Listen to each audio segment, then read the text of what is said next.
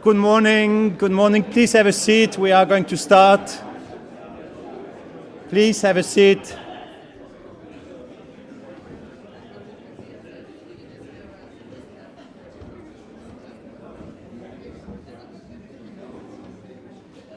Okay.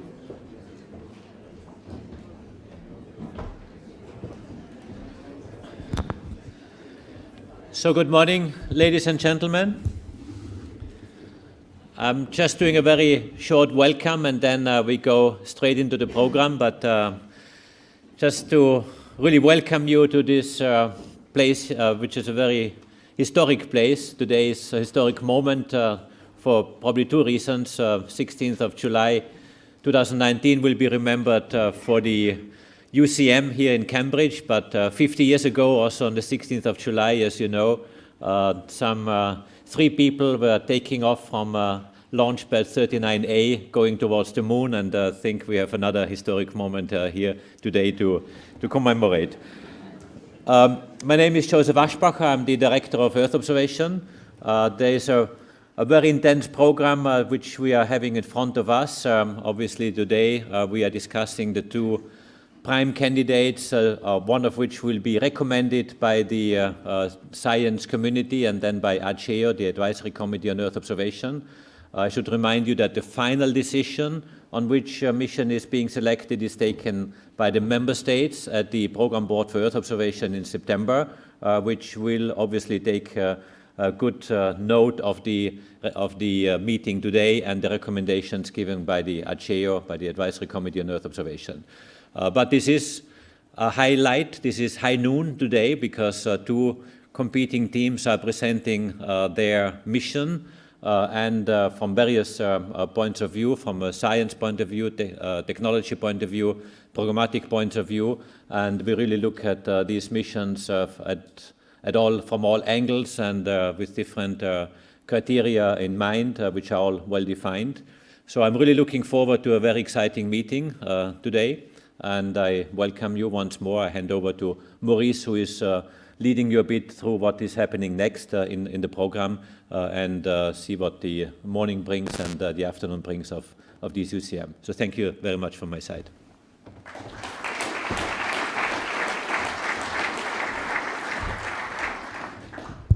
So good morning, everyone. My name is Maurice Borchon, head of the department dealing with science, application, and climate at ESA. And it's a great pleasure to welcome you here today in Cambridge. So let's go, in part of the logistics here of the today and tomorrow's program here. 3 main parts this morning.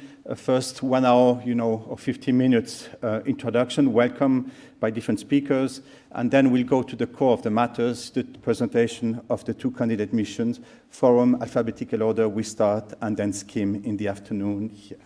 We have, please, for the speakers here, respect the time. Timing is very tight. You'll see at the end of each of the presentation of the mission, there's 30 minutes of questions. It's more requests for clarification, because questions will come, mainly tomorrow morning when we'll have half a morning for that. Later today at 6 o'clock, we'll be delighted, Joseph Aschbacher will be delighted to invite you for an icebreaker here on site here at this building. Day 2, this is tomorrow morning here. This is, much less, hopefully no view graphs here, but really a discussion, answer to the questions here, split over 2 parts here. We should close around 12 o'clock here. These parts will be moderated by Wolfram Mauser.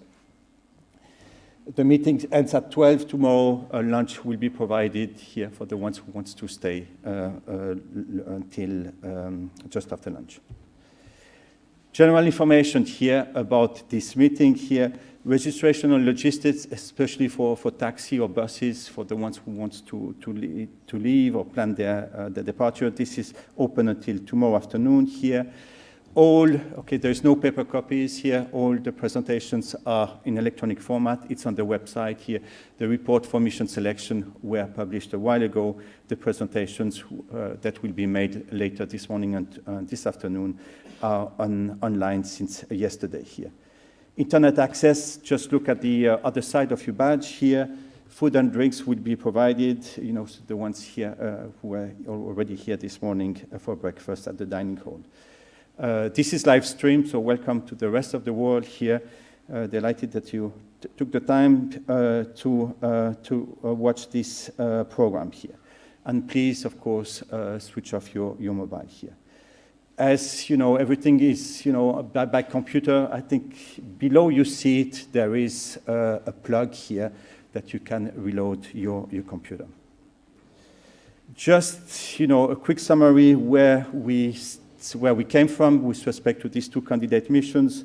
The call was made for E9, the 9th Earth Explorer, at the end of 2016. It's a fast-track missions here. 13 proposals were retained or were proposed by the deadline, which was mid of June 2017. And then 2 candidate missions, SKIM and FORUM, were selected by PBO, the Program Board on Earth Observation, in November 2017. And since then, we have been running the so-called Phase A, which has an industry part, but also science support here that you see in this step 1 here. In the last few months, we have been preparing the report for mission selection. The MAGs, the Mission Advisory Group for the 2 missions, have been extremely busy. And we are today at step 3 here. This is 16th and 17th of July here, where we are presenting the 2 missions to the user community. What will happen starting tomorrow afternoon here, ACEO, this is the Advisory Committee of Earth Observation. Formerly it was known as ESA. It's a committee which reports or provides recommendations to Josef Aschbacher. Will meet starting tomorrow afternoon. We'll evaluate the 2 candidate missions and we'll provide a recommendation. As Josef said, this is only a recommendation that will be made by ACEO, and the decision will be taken by our member states at PBO on the 23rd, 25th of September in Frascati. Just to conclude here, remind that the missions will be selected according to 7 criteria here, which are mentioned, from relevance to the ESA research objective for Earth observation, the need and usefulness and excellence, uniqueness and complementarity, degree of innovation and contribution to the advancement of European Earth observation capabilities, feasibility and level of maturity, timeliness, and programmatics. And with that, this concludes my short presentation. I hope you have all the information, at least from the logistics. Now, it's my great pleasure to carry on this, welcome part, and we will have a recording message from the UK Minister, Chris Skidmore. Is responsible for university, science, research, and innovation. Unfortunately, he couldn't come, but he took the time to record this message. So please, if you can show it on the screen. Good morning. I'm sorry I can't be with you in Cambridge today, but I'd like to thank ESA for the opportunity to provide this message. Earth observation is a vitally important sector, underpinning numerous others. And the UK has always been a strong supporter of ESA's Earth observation programmes. We've played major scientific and industrial roles in many of the missions to date, including the Earth Explorer Aeolus mission launched last year.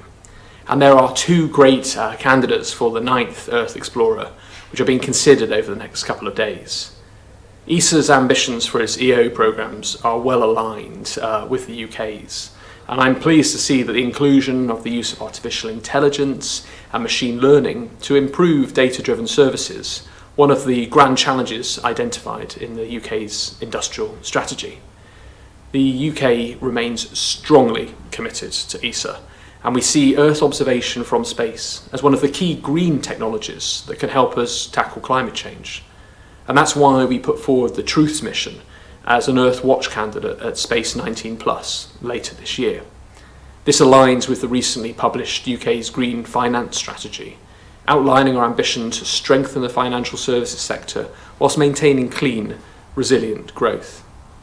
We've also a strong national commitment with the Centre for Earth Observation Instrumentation Programme, which supports our vision to maximise the potential of Earth observation for the economy, science, and above all, society. And we'll be announcing a £2 million investment in a number of projects from this. This recognises not only the importance of Earth observation, not only to the UK, European and global space sectors, but also to our wider economy and to tackling those global challenges. Thank you again for giving me the opportunity to speak to you as the UK Space Minister. I hope you enjoy the meeting and I look forward to hearing about the outcome.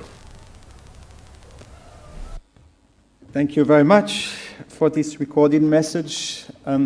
The next speaker will be Dr. Graham Turnock. He's head of the ESA, the UK Space Agency, and we will give a few words of welcome. So please, Graham.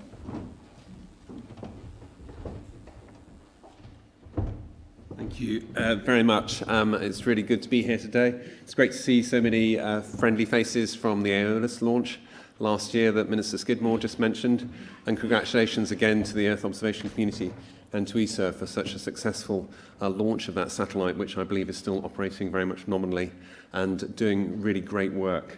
So I'm here really just to say welcome to Cambridge. I can say that with a degree of personal interest because 33 years ago, almost the day, my parents drove up with me in the back of the car only about 100 metres down the road to St Catherine's College, which have a little outpost just down the road.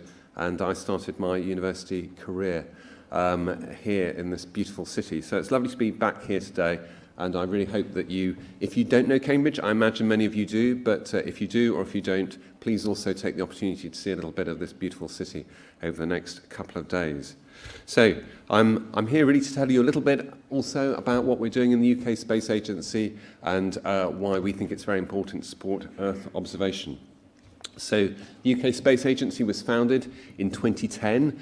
We saw an opportunity to build on the great work that had been done on space science in the UK and across Europe, but also take advantage of the rapidly growing commercial space sector to really forge a very important subsector of activity in the UK, both scientific and economic. Since then, I think it's fair to say we've been going great guns. Science is obviously key to what we do, but as I mentioned, we've built on that very strongly over the last 10 years in the commercial domain as well. We have, in particular, committed to trying to secure 10% of the world market in space, both upstream, downstream, and associated activities. We published our latest report on that last, I think it was December, still showing really rapid growth in the UK, close to double digits over the last few years. We're also very much committed to our role in ESA. Our contribution to the last ministerial was made in Lucerne in 2016. Interestingly, that was several months after the EU referendum, so there's no sense at all that Brexit equals an exit from Europe in space. And as I think I've just shown, we're committed as strongly as ever to our role in the European Space Agency. And there on the screen is a reminder of some of the key programs that we're involved in. And we're actually the lead funder of the three main commercially focused programs on telecoms, Earth observation and navigation. And that role in Earth observation, I think, is one of the reasons why we're here today and have such two exciting projects to look at, both of which have strong UK involvement, I'm pleased to say. In terms of what we're doing in the UK, we're very much looking to build the sector across all space activity, really starting from research, where, as Chris mentioned, we're announcing some new investments in Earth observation technology very shortly, through to, at the end of the spectrum, information and services, but also branching out into some new areas. So, for example, launch has been an area that the UK hasn't been particularly involved in for well over 40 years, since we launched our one and only satellite on a UK rocket back in 1971, I believe it was. Phil will always correct me on these things if I'm wrong, but that was Prospero, launched from South Australia. But we're getting back into that market. We are investing in a very exciting rocket engine that you may have heard of called Sabre, synergetic air-breathing rocket engine, which is being developed in Culham in Oxfordshire. And we're also leading the development of spaceports in the UK through a programme called Space UK, with spaceports now being supported in Sutherland, and we're looking to support a horizontal spaceport in Newquay.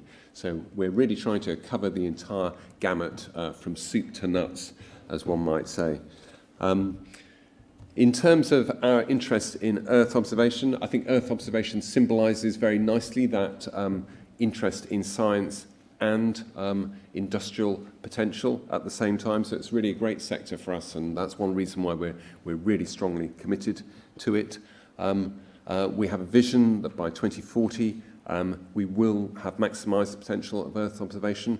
To some extent, the commercial side of Earth observation has been a promising, almost there sector for some time, but we're really starting to see quite a sharp inflection now, and that report that I mentioned that we published in December showed really very strong growth in what is still quite a small commercial sector in the UK, but we're talking about growth in the 100%, which is pretty remarkable.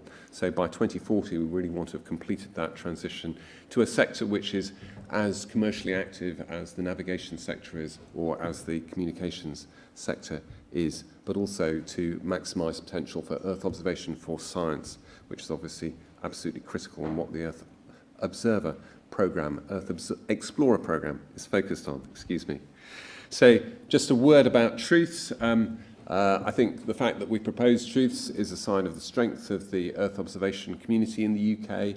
So we're not just getting involved as partners in missions or perhaps leaders of primes, but we're actually promoting missions themselves. And Truths is intended to provide an amazing space-based calibration for all climate change missions more generally. And we mentioned, Chris Skidmore and I mentioned the Centre for Earth Observation. Truths has very much been supported by the Centre for Earth Observation, which showcases a number of different strengths of the UK space sector. Strong anchor there in Harwell with RAL Space, and obviously EXAT, who are our key European Space Agency partners in the UK, but also very strong input from places like Leicester, where the centre is virtually based. And obviously people like Airbus and Kinetic also critical to it. So as I say, watch this space for some exciting announcements on that, I hope, very, very shortly. See if I can move on. Seem to have got slightly stuck. Excuse me while I unstick. Very good. Okay, so I think what I just wanted to mention at the end, the elephant in the room, we can't talk about Earth observation without mentioning Copernicus and perhaps the B word. So 2019, it's not only a very important day here for decisions, but obviously it's a very important year for decisions more generally, including at the highest level in terms of the UK's future participation and collaboration with the European Union. Within that context, we're very keen to continue to be very strong players in Copernicus.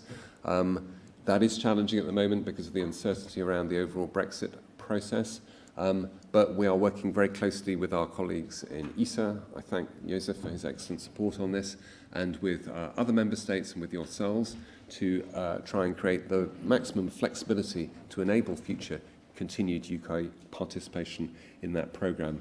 International partnership is really critical to success in space, and it's absolutely at the heart of our strategy as the UK Space Agency, and therefore we really want to continue in this programme, and it's great to see you all here today, in a sense symbolising that international partnership that we're so keen to continue. So thank you very much for listening. If you want to find out more about what we're doing in the UK, you can have a look at our website or come and catch me in the coffee break. I'm here until about 11 o'clock. I very much look forward to hearing a little bit more about the missions that you are providing your input on today. Thank you.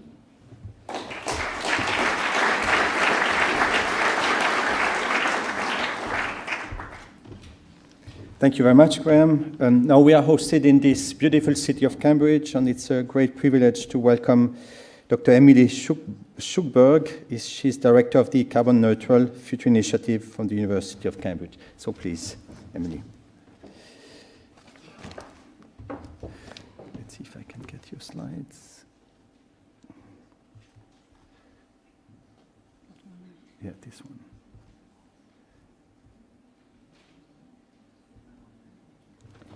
Thank Thank you. Thank you very much, and it's a pleasure to speak to you this morning. So as you're engaged here today and tomorrow in discussions on which of the new Earth Explorer missions ESA should launch, we in the University of Cambridge are in the middle of launching our own mission, and that's a mission to integrate and enhance the research, the education and the knowledge exchange activities undertaken in the university to help support the delivery of a global green carbon neutral future. Now, 2 weeks ago, the UK became the first major global economy to pass a net zero law requiring the UK to bring greenhouse gas emissions to zero by 2050. The Committee on Climate Change, the UK's independent advisory board, had concluded that such a target was both necessary, feasible and cost effective. And moreover, if it were replicated across the world and coupled with ambitious near-term reductions in emissions, such a target would deliver a greater than 50% chance of limiting temperature increase to less than 1.5 degrees Celsius. Now, as a climate scientist myself, who has spent decades studying our changing climate, including and especially using Earth observation data, I strongly welcome that policy development. However, it is clear that while it may be cost-effective, feasible and necessary, it will nevertheless be extremely challenging to deliver.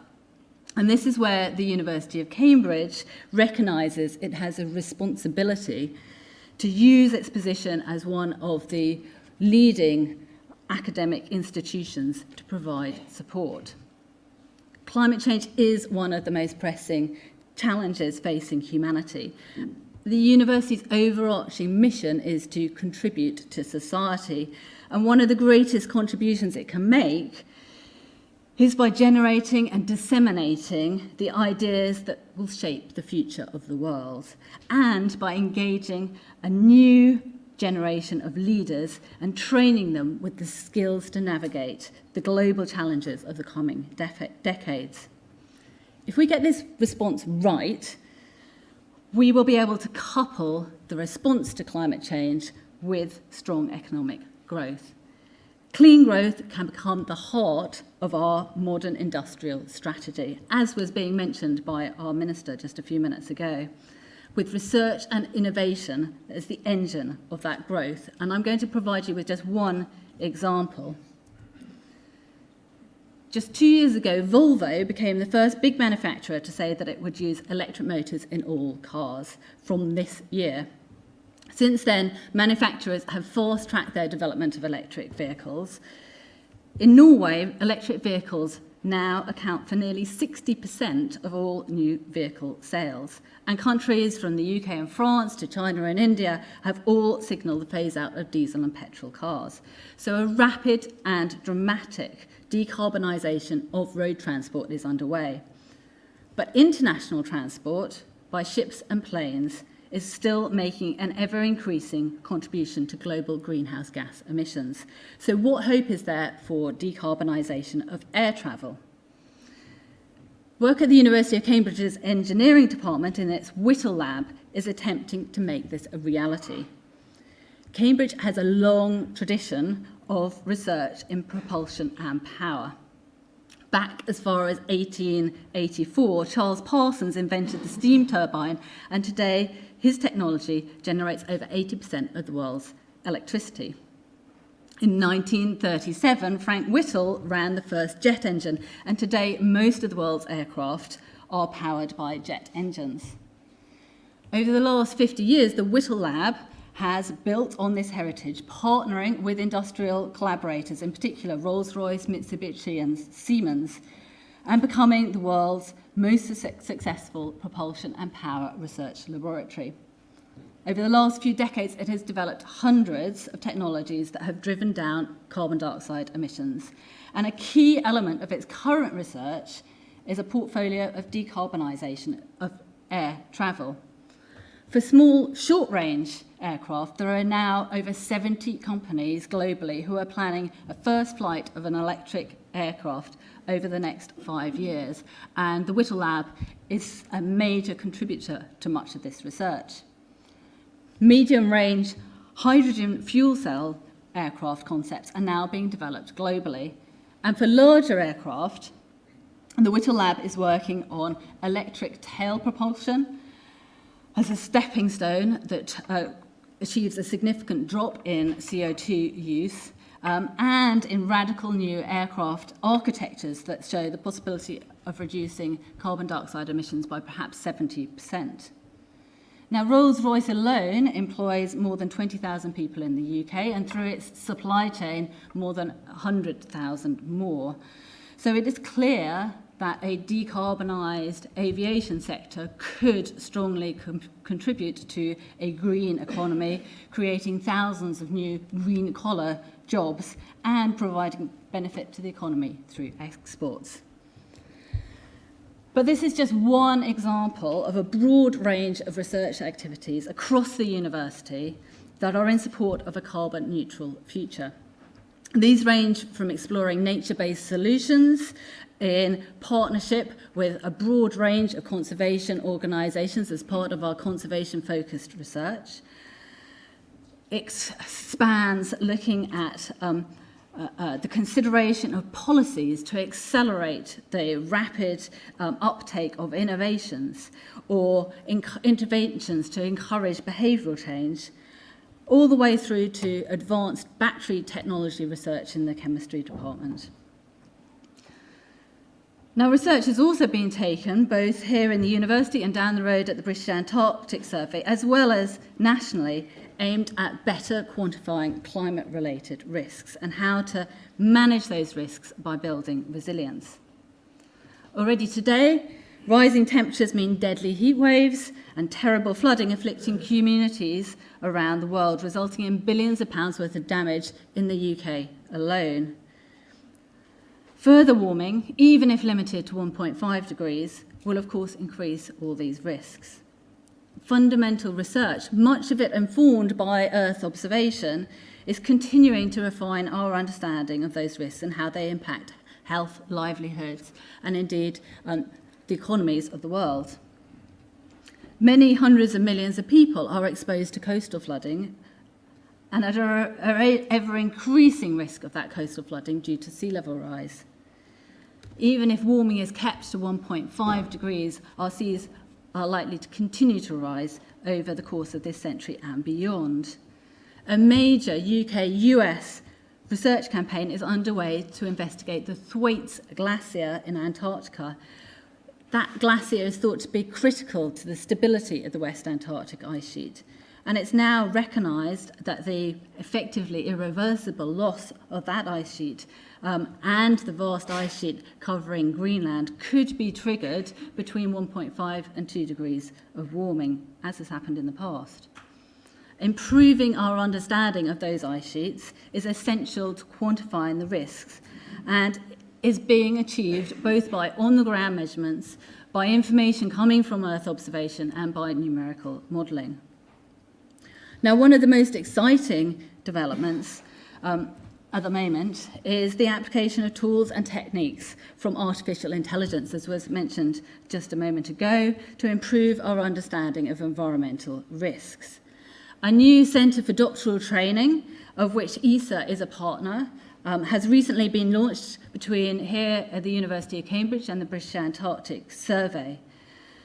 Some of the research projects that we have underway include looking at observational data and combining that with numerical modelling, using an AI framework to better understand and predict the future of Arctic sea ice.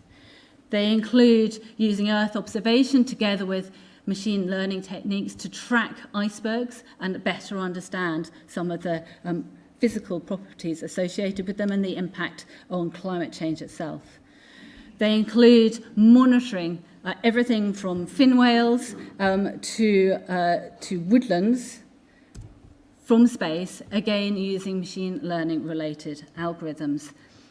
It really is an incredibly rich and diverse data set that we're now able to analyse to better understand our changing planet. We're also using AI to learn the optimal weightings for different climate models and to downscale those that data to provide local information, the sort of information the granularity that is required for decision making. And indeed, we're going further to combine that information with other data so that we can better support decision making, whether that's decision making in terms of understanding how to build buildings for thermal comfort or how to build buildings that are more resilient to future flooding. And we're also looking at using machine learning AI techniques together with Earth observation data to help support decision making in terms of urban planning or in terms of post-disaster relief. Oops. Disappeared. I did have an extra slide, but it's disappeared. Never mind. I'll leave this one back up here then. What I was going to say as a final comment then is that the innovation and research that's being undertaken here in the university and elsewhere is both stimulating and inspiring, and I hope I've given you just a few examples of what's been going on in that context most recently. But I'm convinced that we can only truly deliver on our mission to contribute to society if we combine the creative talents of our academic researchers with expertise and capability and capacity brought together by organisations such as ESA, working together with industrial partners, with business and finance, with third sector organisations, with government and policy, to create, if you like, a dynamic ecosystem, part of which is represented here today, so that we can together truly help support the delivery of a global green future. Thank you.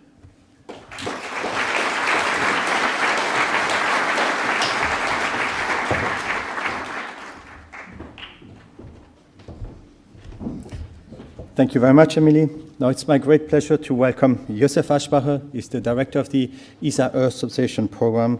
Will present his view about our activities. So please, Josef.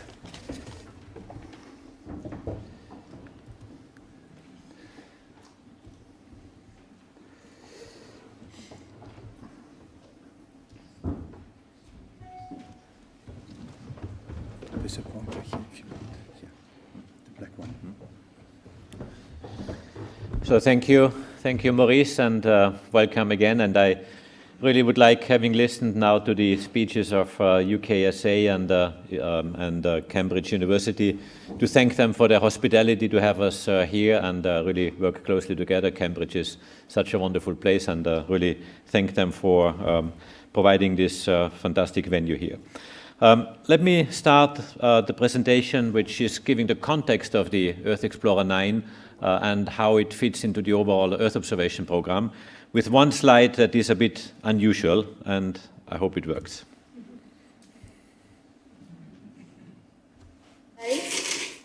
I'm 60 years old. I come from Sweden, and I want you to panic. I want you to act as if the house was on fire. Greta Thunberg is saying, I want you to panic, and I want you to act as if the house is on fire. And in fact, our planet is on fire. And this is exactly what Earth observation is about. With Earth observation, what we are doing is we are taking the pulse of our planet. We are looking at different aspects of Earth observation. We have just heard before from Cambridge University how important it is to have observations for a better understanding of the Earth system, of all the elements of the Earth system.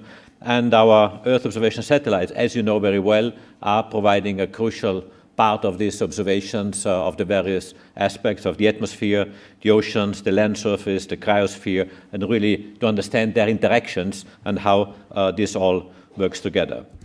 And this is also what we are doing in order to prepare our ministerial package towards the end of this year. So why do we do Earth observation, and why do we do all these observations with our satellites? Obviously, to address key challenges that are existing. You just have heard Greta Thunberg. You look at the elections of the European Parliament, where the Green parties across Europe have been gaining massively because of climate change being one of the drivers. But also that biodiversity has been mentioned recently in the headlines as a key element where our planet is under threat. 1 out of 8 million species is under threat in the next decade. And again, the way how we manage our planet is crucial. But also to further our knowledge as a society, to increase our scientific understanding of the Earth system are key drivers of what we do with and through Earth observation. And how do we do it? We have missions, as mentioned before, that are measuring various parameters. What you see here in this miniaturized graph is our 3 lines of observations of the Earth observation program: the science mission, the Earth Explorers, the Copernicus missions, which we carry out with the European Commission as the main partner and the overall leader of the Copernicus program, and metrology, which we are implementing since many decades very successfully with EUMETSAT, where ESA develops all the satellites for EUMETSAT's meteorological programs. But also, technology has really made huge advances. We have just heard before about AI and how AI is being used for environmental monitoring, a better understanding of the environment. Again, this is something where we are working extremely hard with our community. AI is not the only domain, but is certainly a key challenge we are facing. We are producing, or we are disseminating today about 250 terabytes of data every single day. And you can imagine how fast this adds up into petabytes and huge volumes of data. And this is perfect for AI to really look at these huge streams of data as they come and where you want to detect or analyze some specific elements. And we are working obviously with all the partners that are coming on board, is the space community first and foremost, but new space also brings new entrants into the space community from the non-space domain, and this is particularly exciting and interesting because they also realize that Earth observation is a domain where there's commercial opportunity and where they're willing to engage money in order to really participate in this program. We have heard very impressively Graham outlining the UK strategy medium to long term, wanting to occupy 10% of the global market of space, because space is, of course, bringing a lot of scientific and societal benefits, but also commercial opportunities. And one of the elements showing this growth of the science part of Earth observation is shown here. What you see is the number of publications from various scientists across the world using some of our Earth observation data. In the different colors, you see different satellites, the Earth Explorers, SWARM, Cryosat, SMOS, and GOCHE, but also Sentinel data in the green color, and further down in the blue color, ENVISAT and ERS. These are missions, ERS and ENVISAT, that have been launched many years ago. And the interesting part of this diagram is that ENVISAT has worked from 2002 until 2012, as you know, got out of service in 2012, and still, close to 10 years later, a lot of science is produced with this data, also with ERS, which ceased service even earlier. And this is really something that shows that the missions which we are defining today and tomorrow, which are being launched in a couple of years, will have a huge impact for many years to come, for decades, for the science community to gain new knowledge of our Earth system. But also interesting, the green color, which is Copernicus, which was designed for operational uses and operational services. There's a lot of science which is done with Copernicus data. And in fact, the division between science and non-science, or science and operational missions, never really works, because this is intertwined. There's obviously a big use of the science community of operational missions like Copernicus, as you see it here. So really this science is a big beneficiary of all the Earth observation missions which we are producing, as you see here. But also, and we have heard before some economic prospects and figures, what you see here is the global Earth observation market growth, both for the upstream and the downstream sector. Upstream meaning satellites and infrastructure, downstream value-adding and data. And you really see that while the upstream is more or less continuing, slightly growing, but not to the same extent as the downstream. In the downstream, there's huge growth expected in the next couple of years, already over the past years, but in the next couple of years even increasing.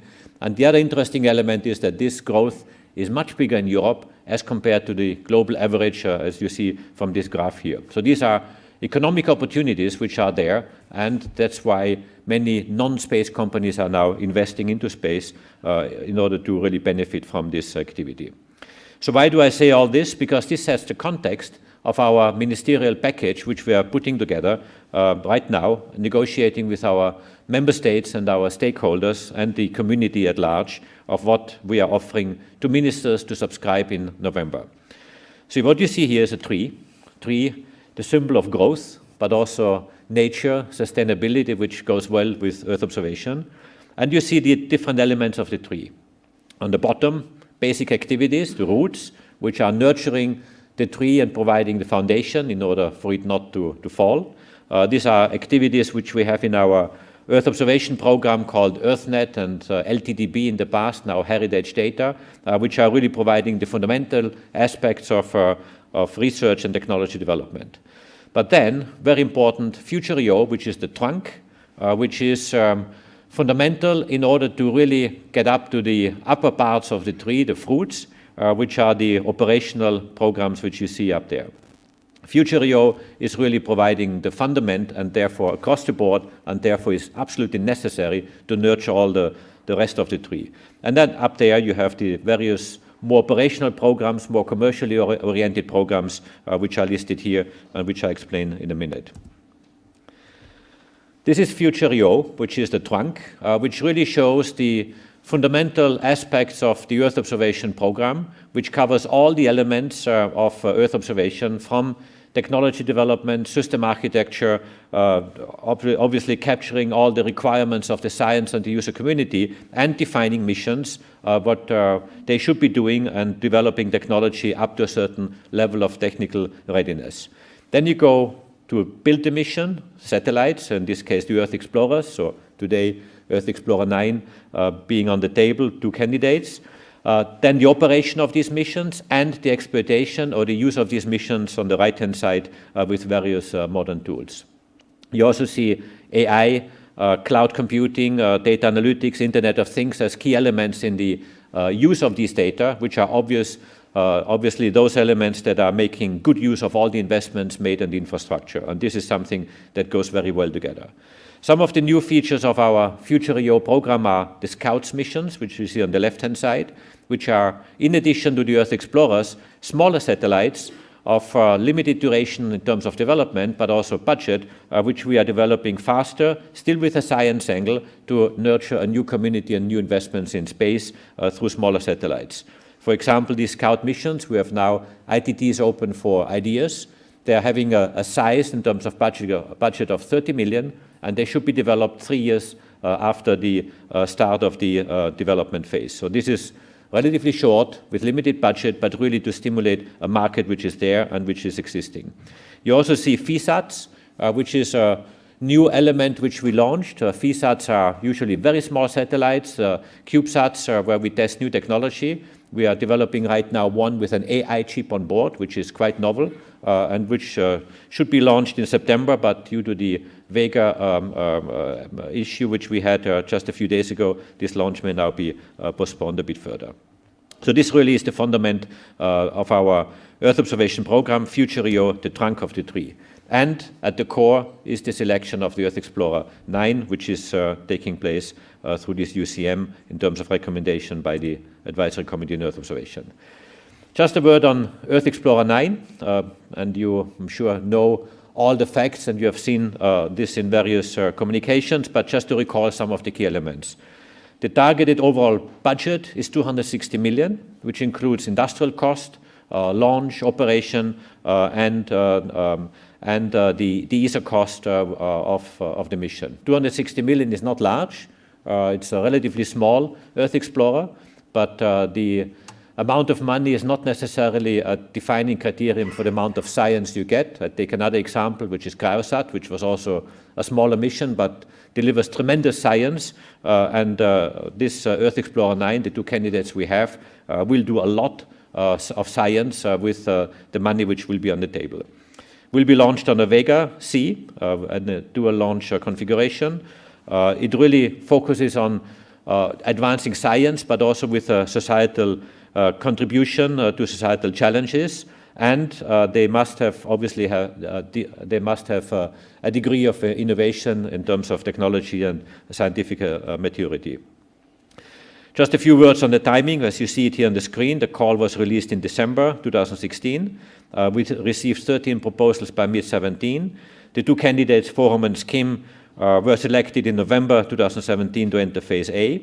Then the candidate recommendation will be made today, tomorrow, and on Thursday by the UCM and the ACEO, as mentioned before, and the final selection, as mentioned earlier, in September at PBO. Just a few comments on some of the other programs we offer at the Space 19 Plus Ministerial Conference of ESA. There's Copernicus 4.0. We are proposing 6 new missions to be funded, which are complementing today's existing Sentinels. They are on the screen. I'm not reading them. You see the various acronyms and what they are good for.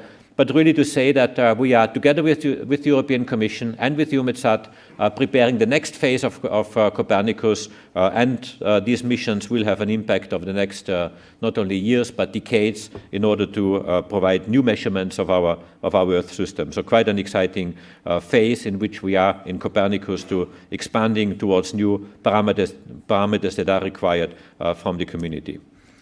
We also have a number of customized EO programs, which are again at the upper part of the tree, on the fruit part of the tree. One of them is InCubed, which is a co-funded element, PPP element, or co-funded element, where industry is providing part of the funding together with ESA member states. These are typically elements that are closer to the market and are almost ready to make money, but just not yet, and therefore still some public funds are required, but the next step would then be that they're going on the market and create their own business. Then we have GDA, Global Development Assistance, cooperation with the World Bank and the Asian Development Bank, where we offer with our member state money funding that is matched with a trust fund which is created by the ADB and the World Bank in order to implement development projects in developing countries. Then we have Altius, which was funded and launched in 2016, which we are finishing off with launch and operations. And, as mentioned before by Graham Druth's, a UK proposed mission, very exciting, delivering really interesting information for climate measurements, but also as a calibration source in space, as a reference mission. There we will offer phase AB1. The amount of money you see here is for phase AB1, obviously to be continued with the development of the satellite at the Ministerial 2022. So really exciting. And just a few days ago, we got another mission offered by or initiated by Sweden, an Arctic weather mission, which needs to be still defined, but this will also be added to the package. So as you see, a very ambitious package we are having, which we are preparing for the Ministerial. Overall, all the elements which I just showed are adding up to about 2.4 billion, which is quite an attractive but also an ambitious package, and I do hope that the community at large will find this useful and fund the money. And talking of money, when talking to ministers or decision makers, I'm always asked if I put €1 into your programs, what do I get back? And what you see here is the economic return as estimated by external consultants. This is €4 return for the Future EO program, which is the envelope program, the trunk of the tree. But the fruits, which are on the upper part of the tree, are having even higher returns in terms of economic figures, up to a multiplication factor of 1 to 10 for Copernicus and similar for meteorology. And you see here the figures which are pretty impressive of what the investment you make in the Earth observation program of ESA, what this brings back into society. And on one slide, just to show what missions are being proposed at this ministerial conference in order to add to our existing portfolio. About 11 missions, it says 11 plus because some of the decisions are depending on or whether it's 1 or 2 missions that are being selected. But it is really quite an impressive portfolio which is on the table for ministers to subscribe. Copernicus with 6 missions funded by ESA plus the complement which will be co-funded by the EU through the MFF. Then FORUM or SKIM, one of the two missions, will be put on the table of ministers for funding, depending on the selection today and then ultimately in September. Then scout missions, I mentioned them before. There's up to 2 missions foreseen in the future EO program, some small FISATs, plus Truths, as mentioned, the Arctic mission and Altius, and we're also preparing some of the next generations that are on the table. AELOS follow-on, obviously taking stock of the existing AELOS mission, a future Earth Explorer 10 mission, and a gravity mission, which we are discussing at the moment with NASA. So thank you very much for your attention.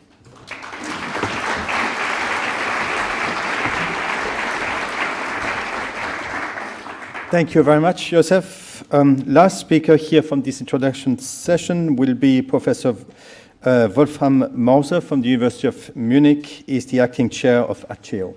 Please. Thank you very much. Good morning, ladies and gentlemen. My name is Wolfram Mauser. As Maurice said, I'm from the University of Munich, and I'm here on behalf of the entire Advisory Committee for Earth Observation. And you may ask yourself, why not Martin Fisbeck? He's chair of the ACEO, and he should stand here.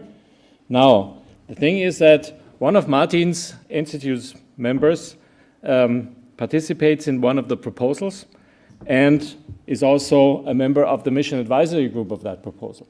And this is why we said that there is a conflict of interest. And ESA asked me to jump in, and I did not hesitate to say yes, because I think this whole process that we are part of now for the next 2 days or 3 days is a very convincing example of good governance. And we should support ESA to continue this, and I know that ESA is very, very convinced also of this process, of including science into the whole decision process.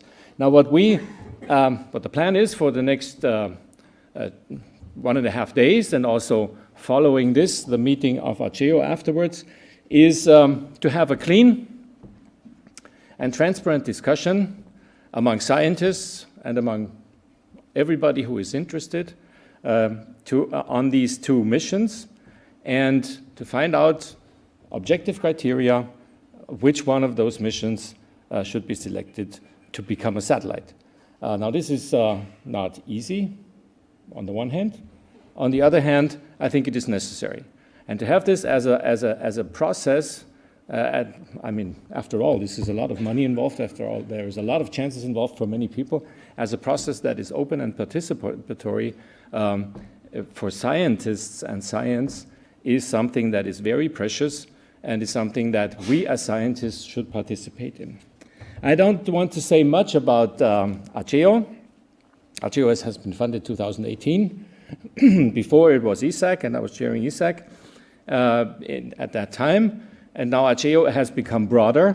As Joseph has pointed out, Earth observation has become much more of a societal issue. Now ACEO is still doing its job and providing the link between the scientific communities and ESA with all the respects. And this is what we will do during the next 3 days. Now, what is the process? The process, some of you have been to Krakow. I've seen many familiar faces, and the thing that is in front of us is not different from what has been done and achieved in Krakow. And so you may take this as a copy, as an orientation. And at the end of the day, we will make a recommendation, a 1-page recommendation to the Director Earth Observation, and this recommendation is taken up. Of course, this is a recommendation, and we should not forget this, but we as scientists are involved in this and centrally involved in selection of the mission. Now, to make a long story short and jump into business, I want to give you some discussion guidelines which you may think is a commonplace or are commonplaces, but nevertheless I want to mention them. First of all, treat each others with respect. It's important, but it shouldn't be too important, what we're doing here, specifically to the representatives of the 2 candidate missions. Stick to the time schedule. I will be the master of time, so please be prepared 5 minutes before your time is over that I will stand up and say, now, 5 minutes. And please stick to these 5 minutes in the interest of the process and in the interest of the future of the process. To everybody of you here, you please take your notes on questions, and please ask the questions in the discussion sessions that we have. There will be one at 10:12 where we discuss FORUM. The ACEO members, I asked them to, of course, and encourage you to, of course, ask questions as any other members. With this, I think you have enough information for what follows, and I wish everybody a good meeting and a productive meeting, and a meeting that is enlightening and gives us the basis, ACEO, the basis for our recommendation. This ends my short talk, and we jump right in with Helen Ridley, which will present FORUM. We've gone through, the sequence is alphabetic, so there is no thing that is for FORUM. So please, Helen, the floor is yours.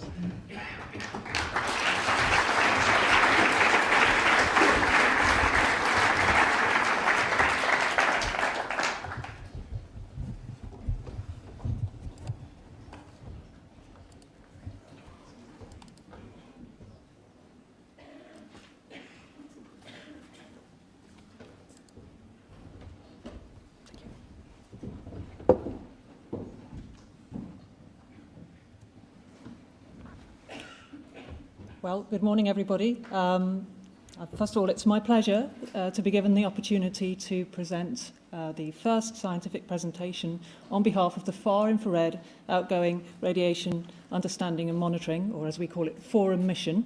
And I'll be doing this jointly with 2 of my colleagues, Luca Palcetti and Roger Saunders. So I want to start by just building up some of the context for the mission. And I'm going to start with this very, I'm sure, familiar slide for many of you, which is a sort of panacea for climate change. And what we're looking at here is the record of global surface air temperature over the last 170 or so years in the context of anomalies relative to 1961 to 1990. And what we see when we look at this record is that there is a clear signature of warming. The world is indeed warming, or on fire, as our head of EO suggested. And we can also see this in the bar chart presentation here, if you prefer to be a little bit more visual. We're going more towards these red colours at the end of the record. And indeed, the Earth is, in fact, losing its cool, as we like to say in the UK. 20 out of the last 22 years have been the warmest in this record. If you want to put it more recent, 9 out of the last 10, or 5 out of the last 5 are the warmest years on record. If we look at how well we can actually capture this with our current suite of climate models, we actually do this pretty well. So this black line is just a similar record here. And the grey shading around this line is how the spread in the model's ability to capture this record over time. And what we see is that they were very closely clustered around the observational record. The issue is that when we move forward into the future becomes very uncertain, and you see that this spread around each of these different socio-economic scenarios is large. If we continue along the trend that we are at the moment, which is probably this closest to this red curve here, we can see a large spread. But even if we move towards more of a green economy, the sort of future that Emily was talking about, which would be this blue line here, we can see that there is still a large spread in the predictions as we move forward in time. So our future remains very uncertain. And this is something that has been continuous through subsequent generations of climate models. So this is a plot from the IPCC, the Intergovernmental Panel on Climate Change report from 2013. But if we look back to the previous report, which is the IPCC3, we can see that the spread, the comparison of these two bars in each case is very similar. So we're not really improving the situation with time. And I can tell you with confidential insight that this won't improve when we move towards the next IPCC report either. In fact, if anything, the spread will get larger. So what we are trying to do with FORUM, and I'll just change this slide here, is provide unique measurements of the Earth's outgoing energy spectrum in order to help reduce this uncertainty. So let me take you back a little bit and just say why are we interested in the Earth's outgoing energy. And the fundamental reason is that the balance between the incoming net solar radiation or shortwave radiation and thermal outgoing radiation fundamentally drives our climate system. So the surface temperature is fundamentally driven by the balance between this incoming energy and the outgoing energy. And anthropogenic increases in greenhouse gases like CO2, like methane, are trapping extra energy within the system, reducing the outgoing long-wave radiation, such that the Earth system is trying to warm to restore this balance. So that's a fundamental reason why that temperature increase that we see in the record. Many things influence the outgoing energy. Clouds play a large role. The surface temperature plays a large role in and also the atmospheric composition. But this is one number. This is a broadband integrated number, and we can actually get much more information if we look at this spectrally. So this is now looking at the spectrum of outgoing long-wave radiation, and for any location and any time, we will have a different distribution of energy in the spectrum. We can either consider this in terms of wavelength, which is the top scale here, or we can consider it in terms of wave number. And I felt many of the audience might be more familiar with wavelength, so I'm just showing you how you convert from wavelength to wave number. It's just 1/, so it's really just a conversion of the scale. And in what I'm going to present from now on, we're going to be talking in terms of wave number. And what you see here is a measure of the energy, the radiance emitted by the planet, simulated by a particular model, for clear skies in black and for a cloudy sky in blue. In the red dashed line here is a black body curve emission at the surface temperature that we made the simulation. And you can see if you just look at the black curve, that where the black curve is close to the Planck curve, you have a very transmittive atmosphere. So you're seeing right down to the surface. When you see big bites taken out of the spectrum, that is just typically because you have absorption by greenhouse gases. In this part of the spectrum here, at around 15 microns or 667 inverse centimeters, it's mainly due to carbon dioxide. You have a strong band due to ozone. And then you have very strong absorption at longer wavelengths or shorter wave numbers by water vapor here, and also in this region of the spectrum here. So a clear sky spectrum implicitly contains the signature of key greenhouse gases. And if cloud is present, as in this blue spectrum, it also affects the spectrum that you measure, particularly in the more transparent regions of the spectrum. So there's a huge amount of information whenever you measure the energetic spectrum of the Earth. Now, if we perturb the climate, what we can do is we apply a radiative forcing. So we're effectively changing the amount of outgoing energy leaving the planet. And what I'm going to show in this movie is I hope, if it works, let's click it. On the left-hand side, you'll see a well-known Keeling curve from Mauna Loa. So this is looking at the CO2 concentration. And you'll see a little green dot going through the curve here. And on the left-hand side, what you're seeing is the corresponding signature in the change in the outgoing long-wave radiation at the top of the atmosphere. So this is the signature due to carbon dioxide increasing over this period of time relative to the start of the record. And what you can see is there's a very distinct spectral fingerprint associated with this forcing. If we integrated this all up, we'd simply have one number. When we look at the spectrum, we have a much stronger constraint and more information about what is actually happening in the system. But that's not the only key thing. If we apply a forcing, as I've said, you'll get more trapping in the system and the surface temperature will try and respond. But this temperature response itself then will perturb other components of the climate system. And these themselves may have an additional radiative impact, so they may themselves affect either the shortwave radiation or the longwave radiation leaving the planet. And the radiative effects of these perturbations are termed radiative feedbacks, so they have a feedback on the system. And a positive feedback amplifies the direction of the original surface temperature change. So I'm just going to walk you through one simple example, and this would be feedback due to water vapor. So let's say we had an initial increase in carbon dioxide. This applies a radiative forcing with the signature that we've just seen on the previous slides. This results in more trapping, which means that the surface temperature tries to warm to restore balance at the top of the atmosphere. This leads to, and this is a surface heating. Sorry, going the wrong way. This increases the water vapor so surface temperature increases. The water vapor then in the atmosphere increases via something called the Clausius-Clapeyron relationship. So it's a physical relationship. Essentially means warmer air can hold more water vapor. This increases the greenhouse effect because water vapor itself is a strong greenhouse gas, as we saw in the previous spectrum. And this results in additional surface heating, which then, of course, increases the surface temperature further. And we have this positive feedback loop. Now, that's just one feedback. When we look at all the feedbacks or all the key feedbacks that we think are happening in the climate system, there are several. And when we look at their feedback strength, we can actually classify them using quite clever techniques within different climate models. So what we've got here are several different ones. The water vapor feedback that I just showed you. Clouds will also exert a radiative feedback. You can imagine if you change cloud height, you will change the outgoing long-wave radiation, and you will therefore have a feedback effect. Surface properties, so if you make the surface more reflective, you might change the shortwave radiation, so you'll have, again, a radiative effect.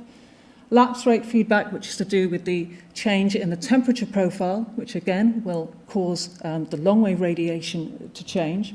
Often the water vapor and lapse rate feedbacks are combined together. But the key point here is if you look at any of these feedbacks, each dot on these attempts to quantify the feedback from different models is a different climate model. And you can see that there is a large spread in each and every one of these feedbacks. And when you put them all together in the total, there is just this very large spread across all the different climate models, and this is not getting smaller in time. So this is the primary reason why we saw that spread in the surface temperature right at the start of the presentation as we move forward into the future. And according to the World Climate Research Programme, better constraining these feedbacks is, I would say, it's the most important challenge in climate science, but they would also back me up in that. So that's just one number on the climate feedback, but as I showed for the forcing, it has a spectral signature. These climate feedbacks also have spectral signatures. So here I'm showing the original effect of a doubling CO2. Here's the forcing. So this, in the blue line, looks very similar to what I showed as the CO2 concentrations were increasing. But in each blue line here is the associated radiative feedback that is expected as a result of that doubling CO2. And all I want you to take home from these plots is the shape of the feedback. And you can see that they look very different in shape for all these different feedback mechanisms. These two would be related to the lapse rate, these would be related to water vapor, and this one is related to changes in particularly high cloud. So each feedback has its own spectral fingerprint, and each feedback can be distinguished from one another if you have spectral resolution, so high spectral resolution, and you have high accuracy in your measurements. So this spectrum will give a powerful constraint on climate model performance. At the moment, climate models are very closely tuned to trying to get the total energy balance correct. With additional measurements like this, we can actually try and tune them across the whole spectrum, which would really constrain them really tightly and potentially reduce this spread in feedback. So why haven't we done it till now? It's an obvious question. So here we have a plot of an actual measurement now. This is taken from EASA, the moment, covering part of what we would call the mid-infrared. If we think about what we've done previously, we've had very long-term measurements of the total outgoing long-wave radiation from a series of instruments stretching right back to 1975. We've had spectral mid-infrared radiation measurements continuously now since 2002. What we haven't had are any measurements spanning what we call the far infrared. So we have defined this here as wave numbers less than 667 inverse centimeters or wavelengths greater than 15 microns. There are a few measurements that go down to 400 inverse centimeters that were taken during the 1970s. But these instruments, although they were ahead of their time, suffered from poor spectral resolution, poor spatial resolution, and uncertain calibration. So FORUM, by measuring across this region here and extending into the mid-infrared, will fill this critical gap that we currently have in our Earth observation capability. I want to spend a little while just talking about why the far infrared is so special. So why should we care so much about the far infrared? The first thing to notice that if we look at the temperature range that we see over the Earth, from the hottest recorded surface temperature to the coldest recorded surface temperature, the peak of the energy that's emitted by the Earth always falls within this far infrared range. So we really are missing out a huge chunk of the energetics of the Earth by not measuring the spectrum here. If we also look at how much trapping occurs within the atmosphere, so this is a simulation looking at the difference between the surface emission and the amount of radiation at the top of the atmosphere, which can also be called, if you like, the greenhouse effect, around 50% occurs within this far infrared region in the clear sky conditions. If we look at effects of water vapor, as I showed very early on in the initial slide, within this far infrared region, water vapor is the dominant absorber. So this region contains very strong signatures of changes in atmospheric water vapor. Water vapor is actually the most important greenhouse gas. I whisper this quietly because people never believe me. But CO2 is the most important anthropogenic greenhouse gas, but naturally water vapor is much more important. And in fact, if we didn't have water vapor, we wouldn't have a greenhouse effect in the first place.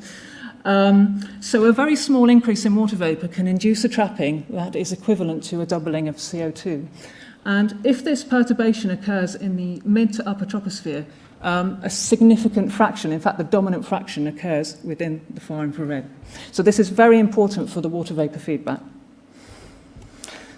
So far I've been talking completely about looking at the top of the atmosphere, but actually water vapor, measuring the far infrared and understanding the mechanisms that occur there is going to be very vital for a contribution throughout the atmosphere. So this is a little bit of a difficult plot to understand, but what we've got up here is pressure or height going up in this direction. Here's wave number again along the bottom. Here's the far infrared region just here. And the color scale shows you the cooling rate or the radiative cooling rate of the atmosphere.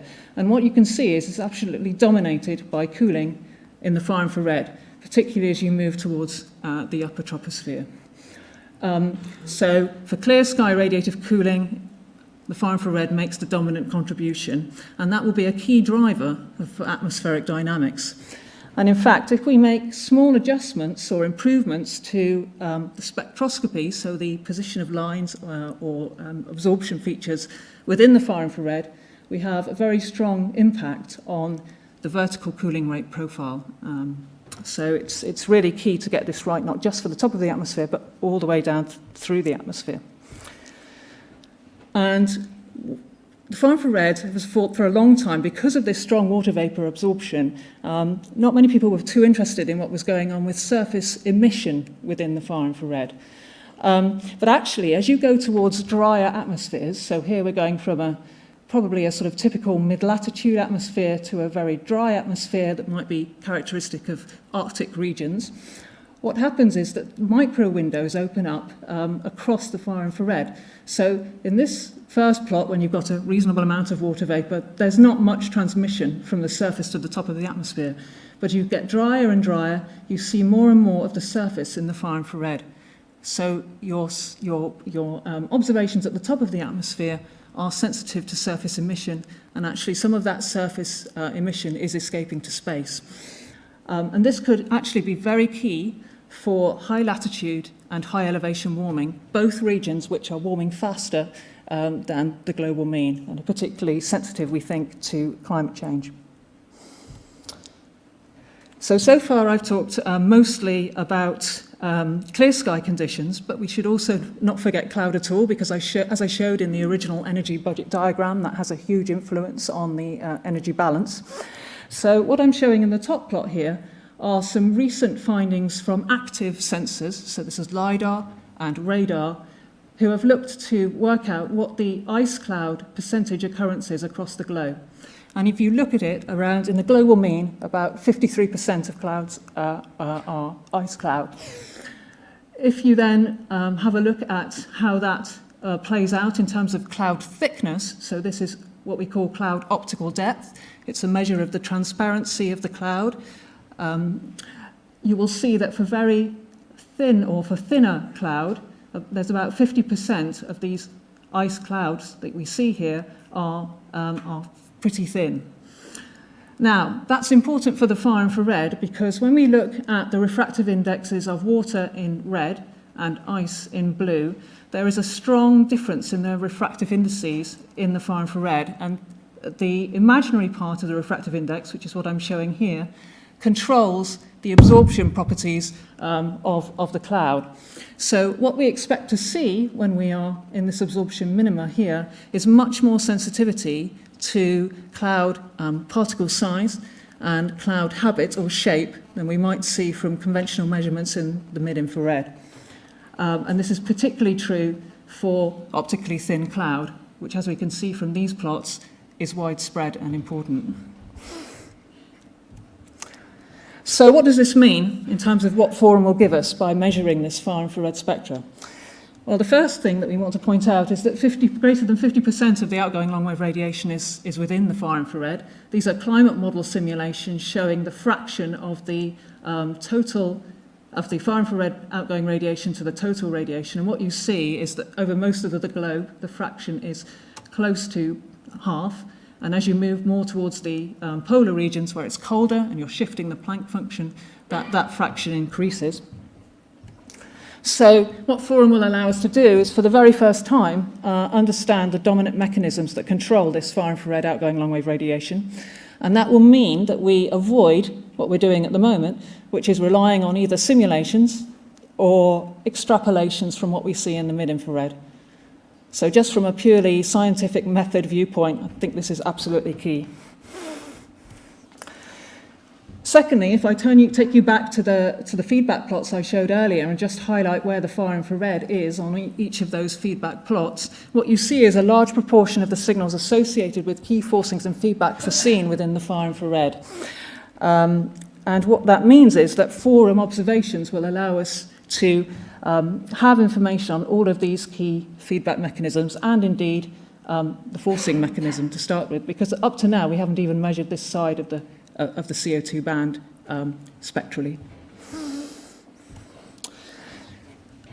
Third benefit, as I've said, optically thin ice cloud are widespread, and simulations, so these are taking those properties that I showed earlier and putting them through what we call a radiative transfer modeling code, suggest that these thin ice clouds, so these, particularly this box here and this box here, have a very strong contribution to the overall net warming that you see from cirrus ice cloud. The point is, with these simulations, they show it's important, but they are making assumptions about the ice cloud properties which may not actually be valid in the far infrared because we haven't actually measured them. And a second science talk will highlight why this might be a problem. So FORUM will allow this radiative effect to be measured directly for the first time, and it will also give us confidence that we're actually getting the ice cloud properties correct across the whole of the infrared spectrum. Fourthly, I showed you that far infrared in dry regions was particularly sensitive to the surface. And actually some recent work done in the US by Dan Feldman and colleagues have implemented more realistic what we call surface emissivity into their climate models. So typically a climate model in the far infrared would assume that the surface is emitting like a black body. What Dan did in his paper is replace that assumption with some more realistic estimates of what the actual surface emissivity might look like. And what he showed is that there is a very strong warming that you see by just putting this in compared to assuming that you have black body emission. So we've got warmings here of an additional 2 Kelvin by 2030. That's not very far away, and that's a huge warming. The problem is that there are only 5, or less than 5, in situ measurements of what these properties actually are in the far infrared at the moment.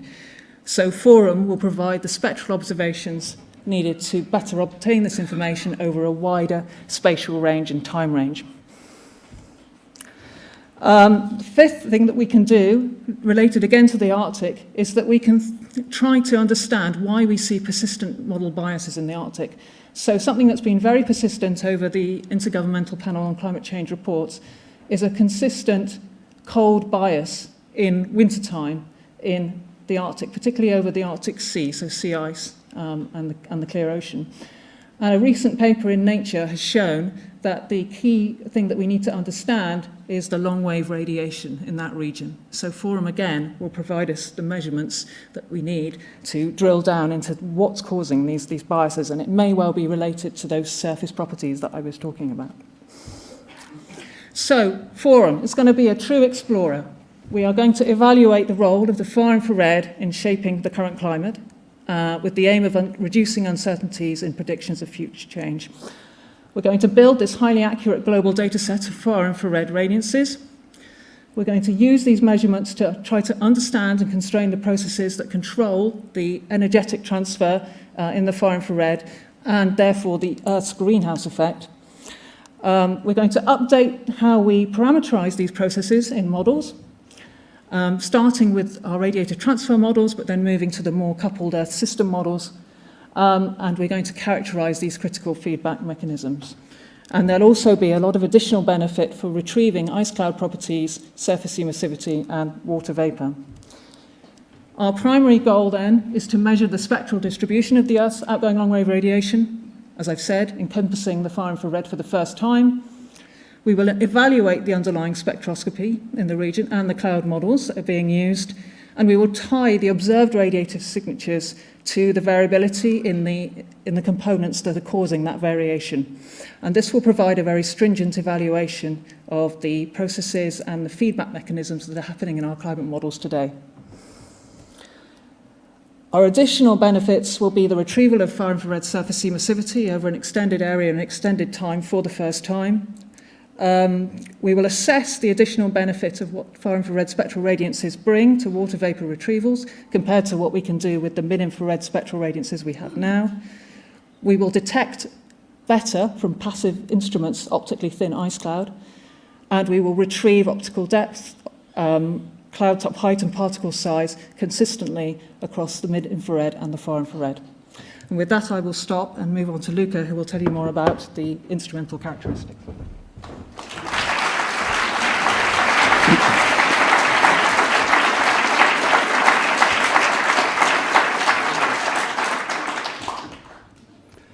Good morning, everybody.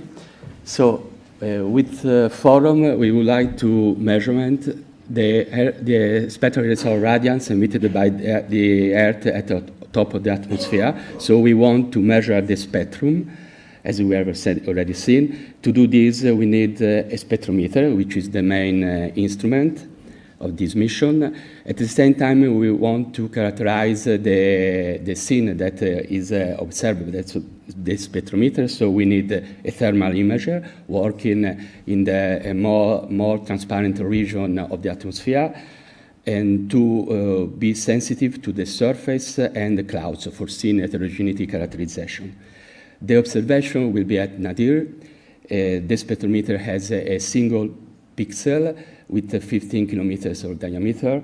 The along-track sampling step is better than 100 kilometers with a target of 70 kilometers.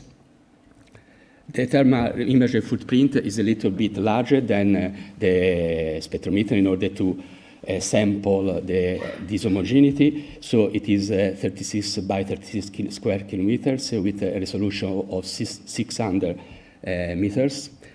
The lifetime is better than 4 years to resolve seasonal and interannual variability. So we have planned now to fly in loose formation with METOP, second generation, which is a low orbit sun-synchronous satellite, mainly to exploit the synergy with the ESA new generation, which provide a similar spectrum but in the middle infrared. And now I will talk about the main instrument requirements, which are for the spectrometers, the spectral range, spectral resolution, radiometric accuracy and precision, and for the thermal imager, spectral range, accuracy and noise. And some of them are really a challenge from the technical point of view for this mission. So the spectral range, the main goal of FORUM is to cover the most relevant spectral region of the emission by the Earth, so is from 100 to 1600 wave numbers, and in which more than 96% of the energy is included. So by flying in loose formation with METOP, we will allow cross-calibration in the overlapped region with ESA, and also to extend the spectral region to cover the full spectrum of the infrared emission of the Earth. So now, so far we have seen that the spectrum can be plotted, expressed as the radiance, but we also can use another unit to show the spectrum, which is the brightness temperature. Brightness temperature is the temperature at which a black body emits the same radiance of the same intensity. So if we convert the spectrum from radiance to brightness temperature, we obtain this figure. We see that brightness temperature is a sort of normalization of the radiance. So, for example, the black body curve is a constant number in brightness temperature. And this is more easy to see the difference, the range of temperatures that are sounded by the spectrum in the atmosphere. So I'm now concentrating on the far infrared, this region, and to show the requirement on spectral resolution. This is the brightness temperature, the spectrum brightness temperature in the far infrared with a resolution of 10 inverse centimeters. And this is the distribution, the frequency of temperatures that are sounded by the spectrum. And you see that these are limited between 220 and 270. If you increase the resolution, of course, you see the spectral features, and you are able to sample a wider range of temperature, and also more increasing the resolution. After 0.5 wave numbers, you do not gain very much. So we have set the spectral resolution to a threshold of 0.5 inverse centimeters with a target of 0.36 centimeters to minus one. Radiometric accuracy. Accuracy is the difference between the true value and the measurement in absence of any random errors. So high accuracy is required at 3 standard deviation to provide the benchmark of spectral observation against which climate models and future measurement can be compared, which is the most important, the overarching goal of FORUM. At the same time, the accuracy is also required to derive far infrared surface emissivity with an accuracy of 0.01 and observe the effect of small perturbation, the UTLS. So this figure shows, for example, the difference in brightness temperature due to a variation of the surface emissivity of 0.01 over the Antarctica, and to a typical perturbation of due to an El Niño phenomenon. And you see that with a goal, which is shown on the figure by the blue curve and the threshold by the green curve, is sufficient to observe this perturbation. So the goal in the central part of the spectral region between 300 and 1100 where numbers is 0.1 K, and the threshold is 0.25 K. Radiometric precision instead is the random error on the radiance of each single measurements.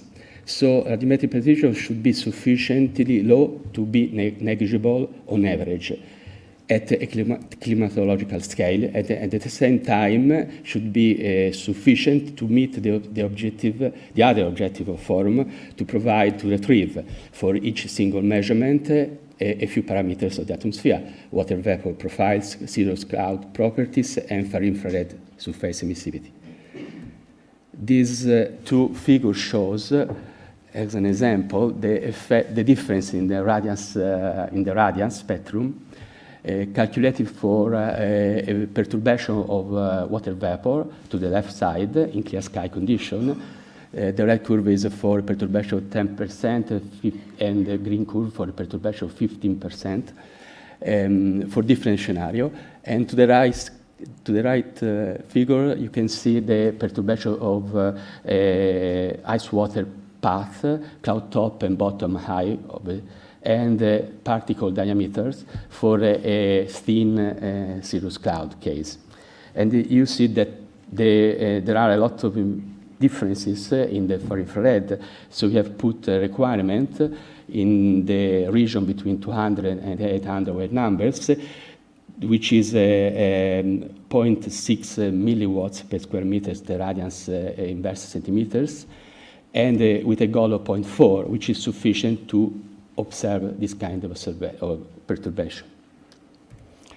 The thermal imager, as I've already said, is a single channel working the atmospheric window at 10.5 microns with a bandwidth of 1.5 microns. The accuracy is not an issue for the imager because we want just to use the imager to identify these homogeneities. So we have a threshold of 3K and a goal of 1K. The precision instead should be sufficient to identify inhomogeneity in the skin temperature or in the cloud fields, which are produced by differences that are measurable by the spectrometers. So this is allowed to put a requirement on the noise equivalent delta temperature of 0.8 K as threshold and 0.3 as goal. FORUM will deliver these level 1 products. The level 1B for the spectrometers are spectrally and radiometric calibrated radiances in the full range from 100 to 1600 inverse centimeters. The level 1B for the imager are spectral thermal images, radiometric calibrated and geolocated with preliminary pixel classification. And the level 1C for the spectrometer is a complete calibration with errors, and the spectrum is resampled at a specific spectral grid. The level 2 products are all-sky broadband spectral flux provided by the FORUM measurements and extended to the broadband using the level 1C from YASI, water vapor profiles with a maximum uncertainty of 15% with a 2 kilometers vertical resolution, surface emissivity, which will be provided in the range between 300 and 600 wave number for polar region, where the transparency of the atmosphere is sufficient to reach the surface, with an uncertainty of 0.01 on a spectral grid of 50 inverse centimeters to mention.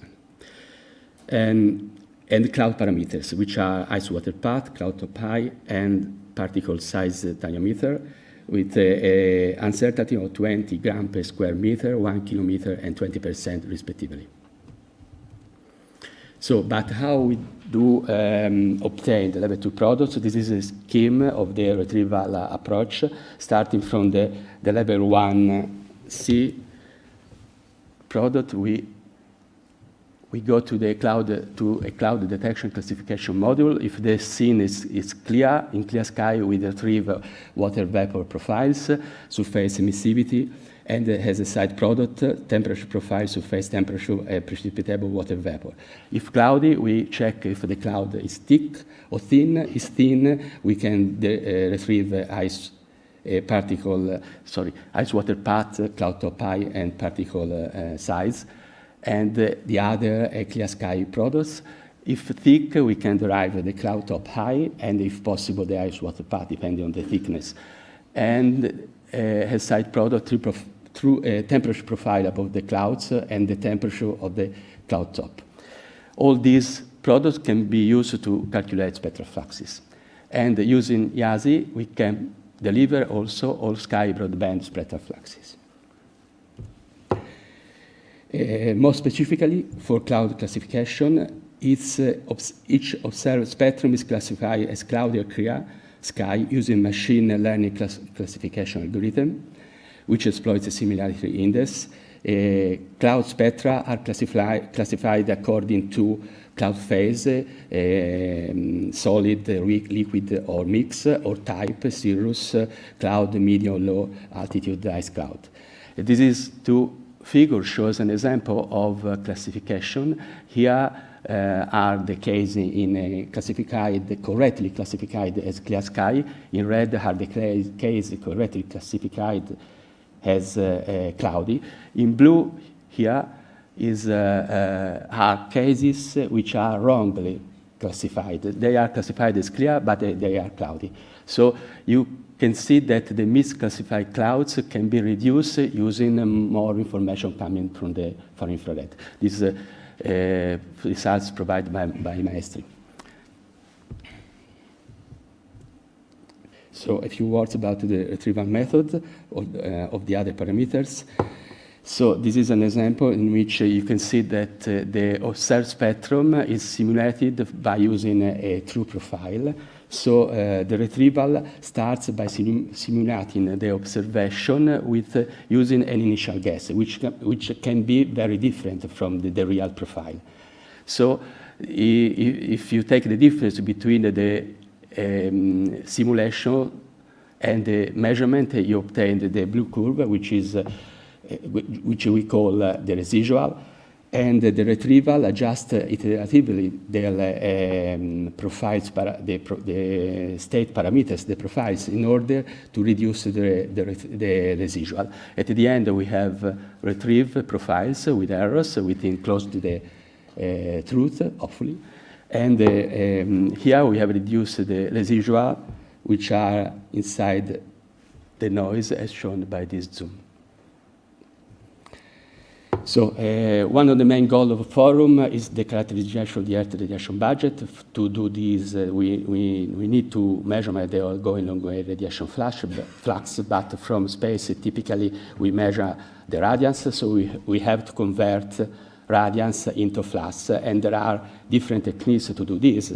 But using FORUM, we can exploit the full spectral coverage of the radiation in order to retrieve all the state of the atmosphere, so including cloud properties, surface properties, and the profiles that are relevant from the energetic point of view. So we can simulate the radiance at each angle and calculate the flux. So FORUM products, which are summarized here, will be validated using dedicated field campaigns, both from aircraft, sonde, and ground-based campaigns, and also in situ measurement from cloud microphysics. We can also use comparison with other sensors on satellites, both for example, YASI, a direct comparison of the radiances in the overlap region, or the products such as profiles and consistency with the flux measurement from broadband sensors. During the whole mission, the quality monitoring will be provided by using numerical weather prediction model fields and also using cross comparison for the monitor or quality indicators on the spectrum. So now we give the pass to Roger. Thank you.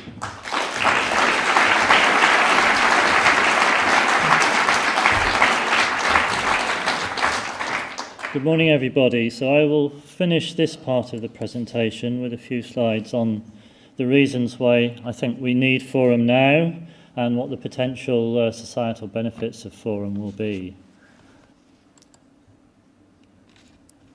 So if I can get the slide to change. Yes, so when FORUM was originally selected as a candidate for the E9 mission, we carried out a survey amongst all the scientists that we knew were interested in FORUM measurements, and we had over 80 responses to that survey. We also interviewed several key scientists covering the main applications of FORUM and consulted the scientists at the FORUM workshop we had back in Florence in October. And as a result of that survey, we were able to show that here you can see a sort of overview of the results of the survey, where about equal numbers of scientists were interested in climate, in NWP, in atmospheric chemistry. There were less because FORUM is not really aimed at atmospheric chemistry applications. And spectroscopy was also, there were quite a few users interested in spectroscopy. And I've put here, you can read some of the quotes from the scientists here on what they would like to see FORUM contributing to. For example, Neil Butchart, who works on water vapor in the upper troposphere stratosphere, he tells me that the operational climate models have a wide spread, and FORUM, this is one of the target areas that FORUM has to improve our measurements of water vapor in this region, and this controls, for example, the monsoon regions. Anthony Barron, a cloud physicist, he's very interested in knowing more about the radiative properties of cirrus cloud, as Helen showed in her talk. FORUM will be measuring the spectral range where cirrus is able to have a lower absorption and higher scattering properties. And Claude Camé-Perret, a spectroscopist, wants to use FORUM to get better measurements of the water vapor line shapes and continuum. We've never really measured in the real atmosphere some of the line shapes of some of the different gases here, so this will be interesting new observations that the spectroscopists can use to improve the radiative transfer. This is a table that shows essentially some of the applications of FORUM. 5 minutes. Okay, this is and you can see these are the GCOS ECVs that are targeted. Where I put in green here, these are the application areas that FORUM should be able to contribute, and then you may just see in the light blue boxes, these are possible application areas. As always with a new instrument, you get some surprises, applications that you hadn't foreseen, but we may be able to gain benefit by using FORUM. So this is a plot just to show you how the climate modelers use satellite data. The red and the blue curves here are the representation of cloud fraction in climate models, and the black is the observation of cloud fraction as a function of height measured by a LiDAR. And the climate modelers are always trying to improve the physics in their models to better fit the observations, which you can see from the blue to the red they're doing. And FORUM will provide a set of measurements that will be another way that they can constrain their climate models. There's a lot of synergy with FORUM with other missions around. As you've already heard, the plan is to have FORUM flying in close proximity to the METOP second generation, and there are several instruments here, YASI obviously, microwave sounder, radio occultation, all flying close to FORUM. So some of the FORUM retrievals that we will get, we'll be able to compare with METOP second generation. The Earth radiation budget, obviously there will be a series follow-on from the US, and to be able to measure the full spectrum, as Luca said, we'll be able to compare with the broadband instruments. And then of course there's EarthCare, which may well still be operating at the time of the FORUM, measuring all things of cloud, which obviously will be interesting for the cirrus measurements. And PREFIRE, which is a mission of 2 CubeSats that's focused on measuring the surface emissivity in the Arctic. launched by the US in the future. And ICI, I should mention, on the other METOP second generation, will also be measuring cirrus cloud, but at longer wavelengths down towards the microwave. So the impact of FORUM on weather forecasting, I just want to highlight this plot here, which shows the impact of the different observation types on the 24-hour forecast from the UK Met Office. And you can see both the infrared and microwave data are absolutely crucial to providing accurate forecasts now. They are the main observation types. So anything we can do to improve the contribution from the infrared sounder data will have a big benefit on the weather forecasts. And as you've seen earlier, there are great benefit to cost ratios here for society. So FORUM hopefully will be able to inform whether we should measure the far infrared in our future operational weather system on future generation of satellites. We've heard a lot about the uncertainty in climate models from Helen already. There have been various studies that shown the economic value of this and various papers, but you can see the benefit to society of being able to better predict the future climate and then come up with mitigation measurements in a more timely fashion are huge. And also it also helps policymakers in several of these initiatives as well. Similarly, the ESA Living Planet challenges that have come up, FORUM directly contributes to at least 3 of these. Obviously, this one is very focused on what FORUM can do, but these 2 also, FORUM can have an impact, for example, through its Arctic emissivity measurements on the cryosphere. So these are FORUM is clearly contributing to that. So my final slide then, I just want to say that FORUM is a unique mission. It's for the first time making measurements of the Earth in the far infrared of the spectrum. No other space agency has done that or is really planning to do that in the near future. So this is a great opportunity for Europe to make these measurements, which are an important tool for understanding and predicting climate change into the future. And why now? I mean, the technical advances mean that we can actually now, we've just developed the techniques that we can now meet the requirements needed to detect the climate signals using the far infrared, and you'll hear more now in the next talk about these. So thank you very much.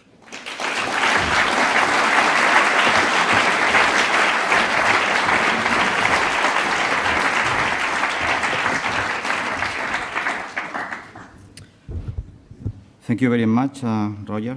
My name is Bernardo Carnicero, and I have the pleasure to present, together with my colleague Charlotte Pachot, the technical concept of the FORUM mission candidate. 2 mission concepts has been designed during the phase A by 2 industrial teams, one of them led by Airbus Defence and Space in UK, which we'll refer during the presentation as Concept A, and another led by Thales Alenia Space and also as OHB with Prime of the instrument, and we will be referring as Concept B during the presentation. This first slide shows the main mission architecture elements, which are the space segment, the ground segment, and the user segment. The space segment is composed by the baseline launcher, which in the case of FORUM is Vega-C, and a single satellite, which is flying in loose formation with METOP SG-A1, with a nominal lifetime of 4 years, and carrying 2 instruments, a Fourier transform spectrometer and a thermal imager. The ground segment is composed by the flight operation segment, FOS we call it, and the payload data ground segment, PDGS. And finally, the user segment are all the users and institutions we will make use of the data from FORUM.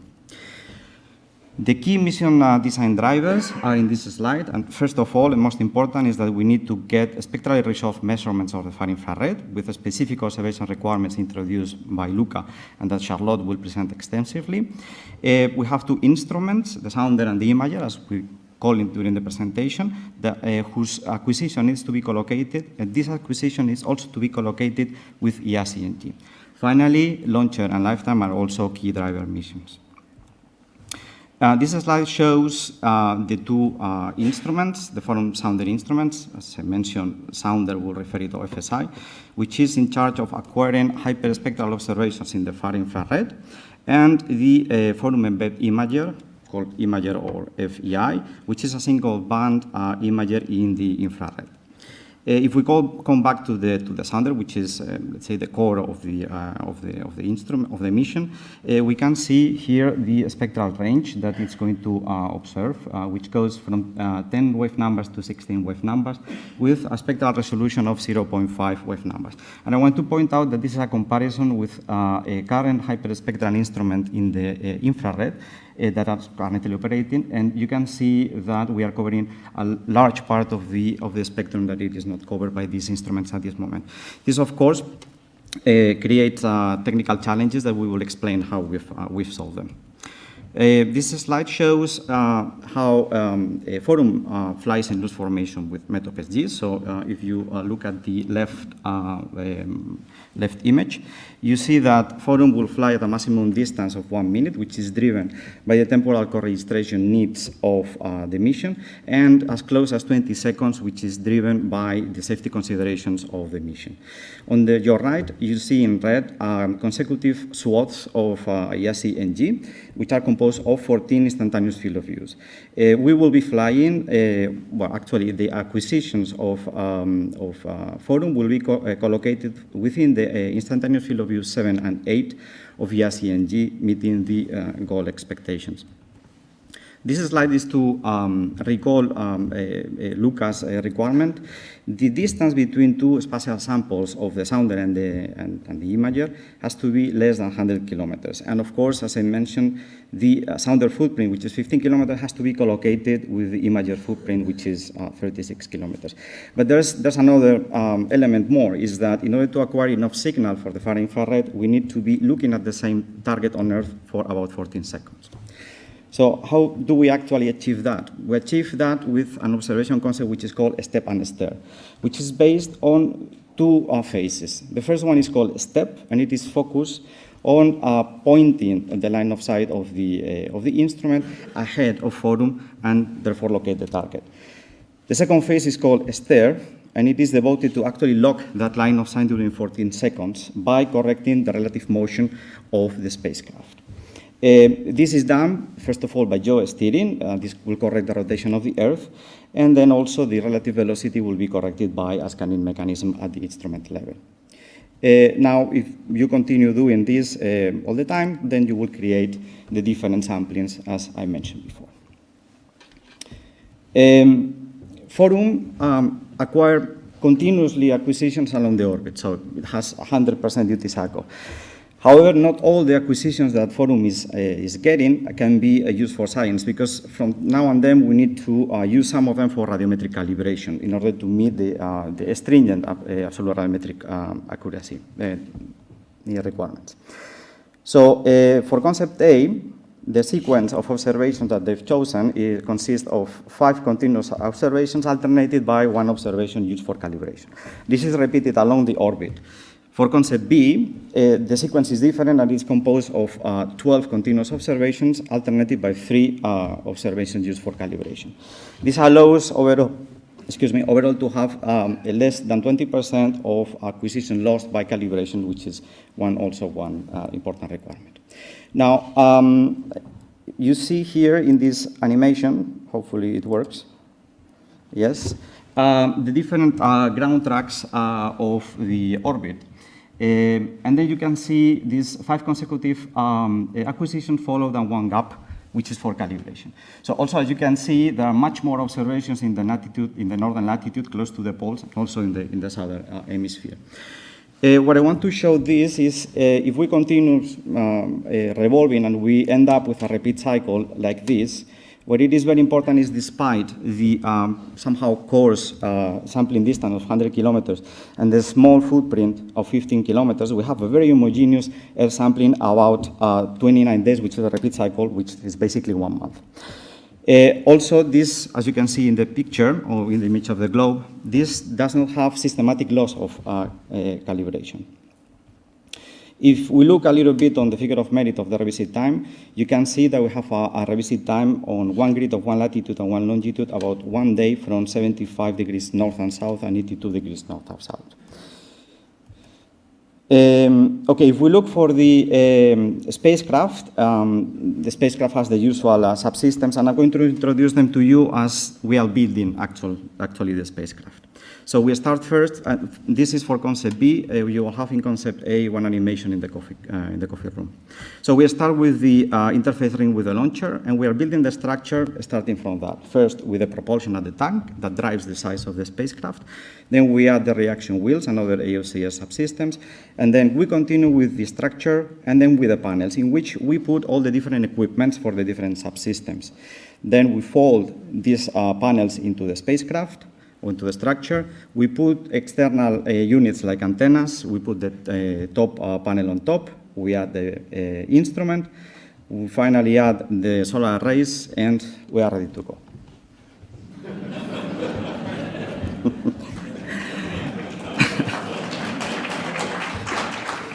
So, thank you. It's as easy as this. So this leads to two different configurations, as you can see in the slide, concept A and concept B. And this is very important. A very important thing is that both of them are based on reuse or adaptation of existing platforms.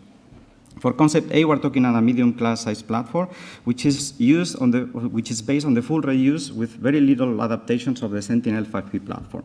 For concept B, it is a smaller platform, which is based on the adaptation, so it has more needs to do, on the standard platform Proteus 150-300.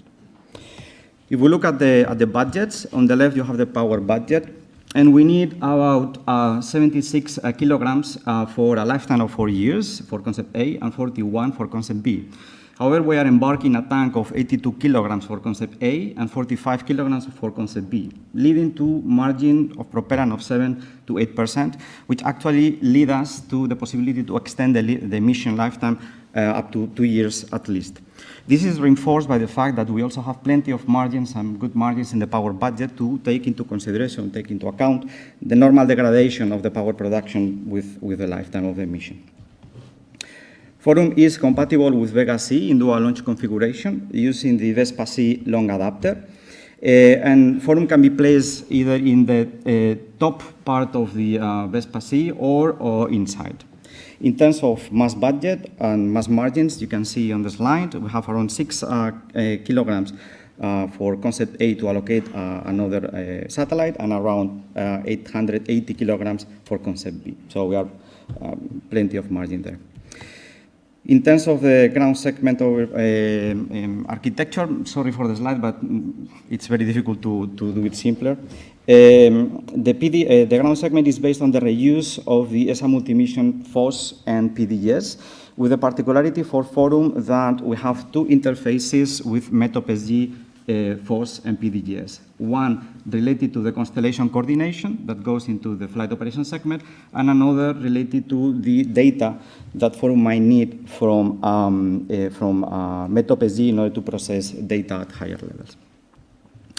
Related to the aging or timeliness, we are meeting the two requirements that we have, which is that we can downlink routinely with less than 24 hours by doing it twice per day in Kiruna, or we can achieve a timeliness of less than 3 hours by downlinking every orbit in Svalbard. Finally, in terms of the operation concept, we follow a classical approach, which is a launch and early operation phase of 3 days, commissioning of 6 months, nominal operations 4 years with the capability of extending up to 6 years or maybe even more. And finally, with the disposal, we are having an uncontrolled re-entry, and we are meeting the requirements for the space debris mitigation. And I would like to give the floor to my colleague Charlotte, who will present the payload. Thank you very much.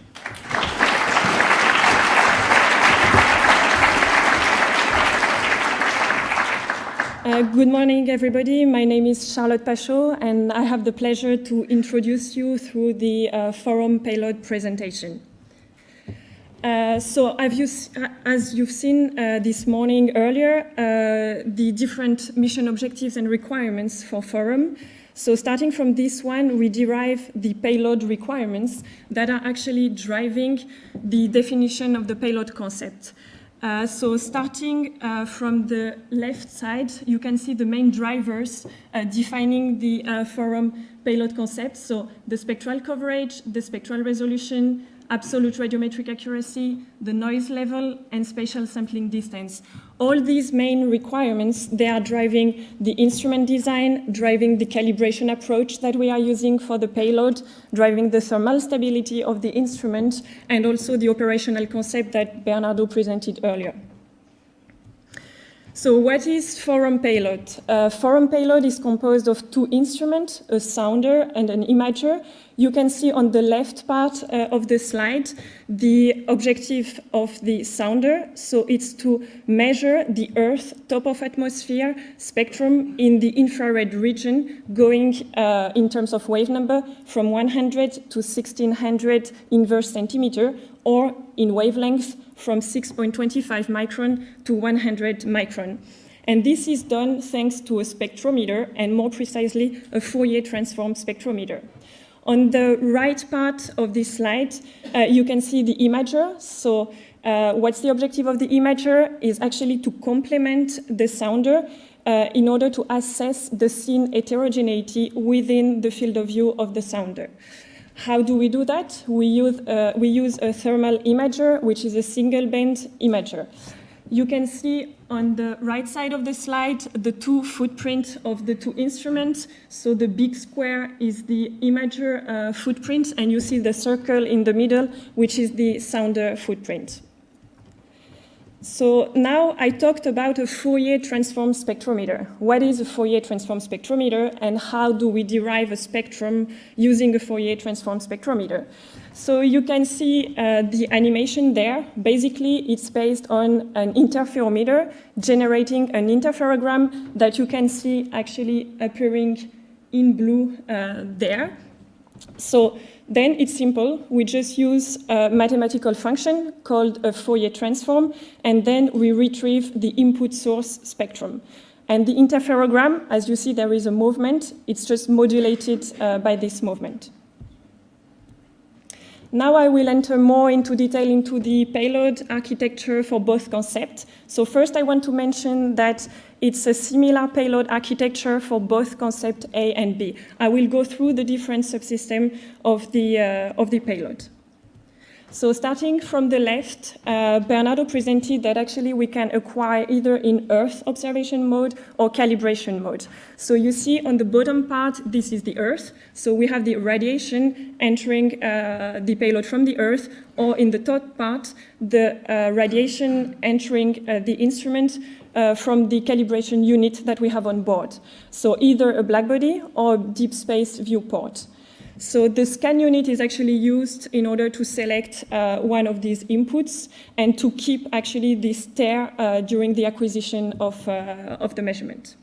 After the scan unit, the beam, the input beam, is then split between the two instruments. It's a pupil separation, so split between the imager and the sounder. Starting from the top part, the imager is quite classical thermal imager, so composed of optics and a detection chain. The optics is based on a refractive design, so composed of lenses, and the detection chain is based on the detector array with some associated electronics. The detector is a microbolometer 2D array. Regarding the sounder, so we have more subsystems in the sounder. Starting from the left, we have the first subsystem being a telescope. The main objective of the telescope is actually to reduce the size or the diameter of the input beam so that it's smaller in the interferometer, which has some critical components for the manufacturability, like the beam splitter, for example, or the corner cubes. We see that the interferometer is a 4-port interferometer, so you see two inputs. First input being fed by the output of the telescope. Second input, it's a stable scene. So the interferometer is what we call double pendulum interferometer, and I'll come back later to that. And then we have two outputs going to the two similar detection chain. composed of a detector and associated electronics once more. So the detector here is the pyroelectric detector, able to cover the wide infrared range of FORUM sounder, and it's a single pixel detector. So I just want to show you a video showing the different subsystems that I just presented. So it's courtesy of Thales UK and OHB. So you can see actually the radiation coming from the Earth entering the instrument. So this is the scanning unit. You have the different calibration unit, the black body, the cold space. So then the radiation from the Earth is reflected on this scan unit. We go to the other side of the optical bench. Then we have the split of the beam between the imager, which is here, and the sounder, which is the remaining part. So you start entering the 3-mirror telescope, and then the interferometer, and you see the double pendulum mechanism. So at the output, it's focused on the 2 pyroelectric detectors. So there is a similar video for Airbus, and this video can be also shown again in the coffee break on the screen. So now I want to enter more into detail into the architecture of the payload for both concepts. So to start with, both concepts, they have a thermally and mechanically stable architecture in order to meet the stringent performance requirements that we have. Everything is in aluminum for both concepts. We have an aluminum optical bench that you can see actually here and on the bottom part here as well. And all subsystems that I just described earlier, they are accommodated on both sides of this optical bench. So as you can see, you have all the main subsystems there. The payload is completely operated at ambient temperature, so there is no cooler. All detectors, they are uncooled. And just to mention, you don't see here the payload control electronics because they are exported to the platform. So now I will focus on the 2 instruments separately. I'm going to start with the imager. So as I mentioned, the imager is the thermal imager based on a refractive optical design. So it's composed of lenses made of germanium with anti-reflective coating in order to limit this stray light within the instrument. And it's a single band optical design, the spectral band being selected via a band pass filter centered at 10.5 micron, which is the requirement. So you can see actually the band pass filter there, the optical design for concept A, and the detector, which is a microbolometer array for both concepts A and B. I'll now focus on the sounder instrument, and actually the core of the sounder instrument is the interferometer, so I'm going to focus on this one. So you see on the slide for concept A and B how the interferometer looks like. So it's composed for both of the same components of subsystem, so beam splitter, corner cubes, mechanism, and metrology system. So the beam splitter, in both cases, you can see that there are 2 plates, there and there. So it's 2 wedged plates made of diamond material. It's been chosen to cover the wide spectral range that we have in the infrared. It's been split in 2 because there is some limitation for the manufacturability of the diamond. This diamond beam splitter is coated with a germanium layer on the first face in order to enhance the splitting and to improve the beam splitter efficiency.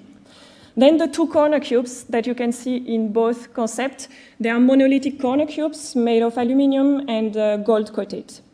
The mechanism is a double pendulum mechanism for both concepts. In the case of concept A, it's a 2 points, it's a 2 pivot points, and in the case of concept B, it's a single pivot point. And then both accommodate also on-board metrology system based on a laser. And these are the 2 breadboards for concept A and B. Concept A, it's a pre-existing breadboard which is fully representative of FORUM sounder. And you should be able to see it during the coffee break because the breadboard is here. Concept B, it's a breadboard that has been completely developed within the phase A activities of FORUM. And you can actually see it working So you see the movement of the mechanism. Just to note that it's accelerated 8 times compared to the reality.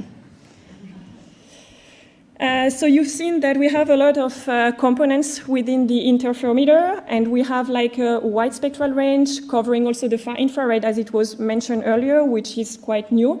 So we've gone through some technology developments within the phase A in order to mature the critical technologies, but also in order to characterize them, so build real hardware and characterize it and use it as inputs in order to have consolidated performance budget, so based on real measurement.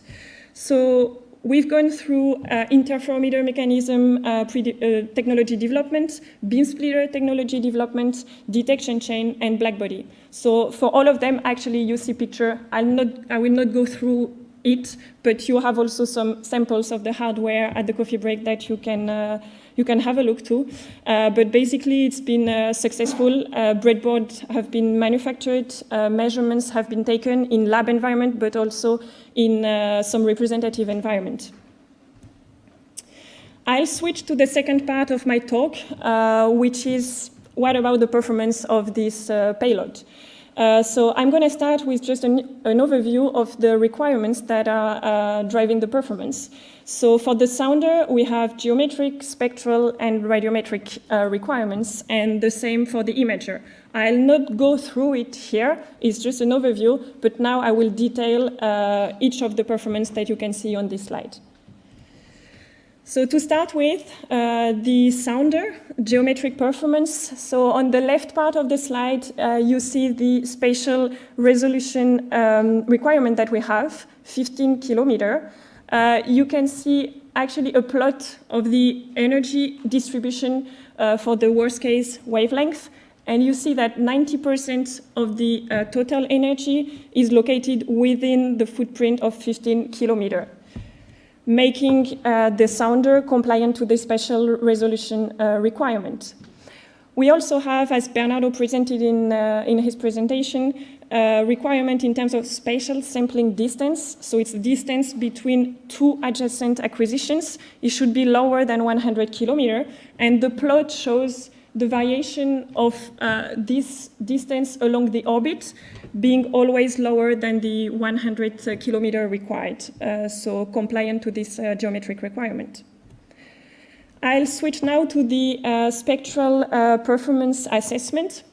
So I just want to start on the left part with the instrument spectral response function, because thanks to this one, we derive all the other performance in terms of spectral resolution or spectral channel center position knowledge. So for both concept A and B, this is the instrument spectral response function at two extreme wavelengths of the FORUM spectral range.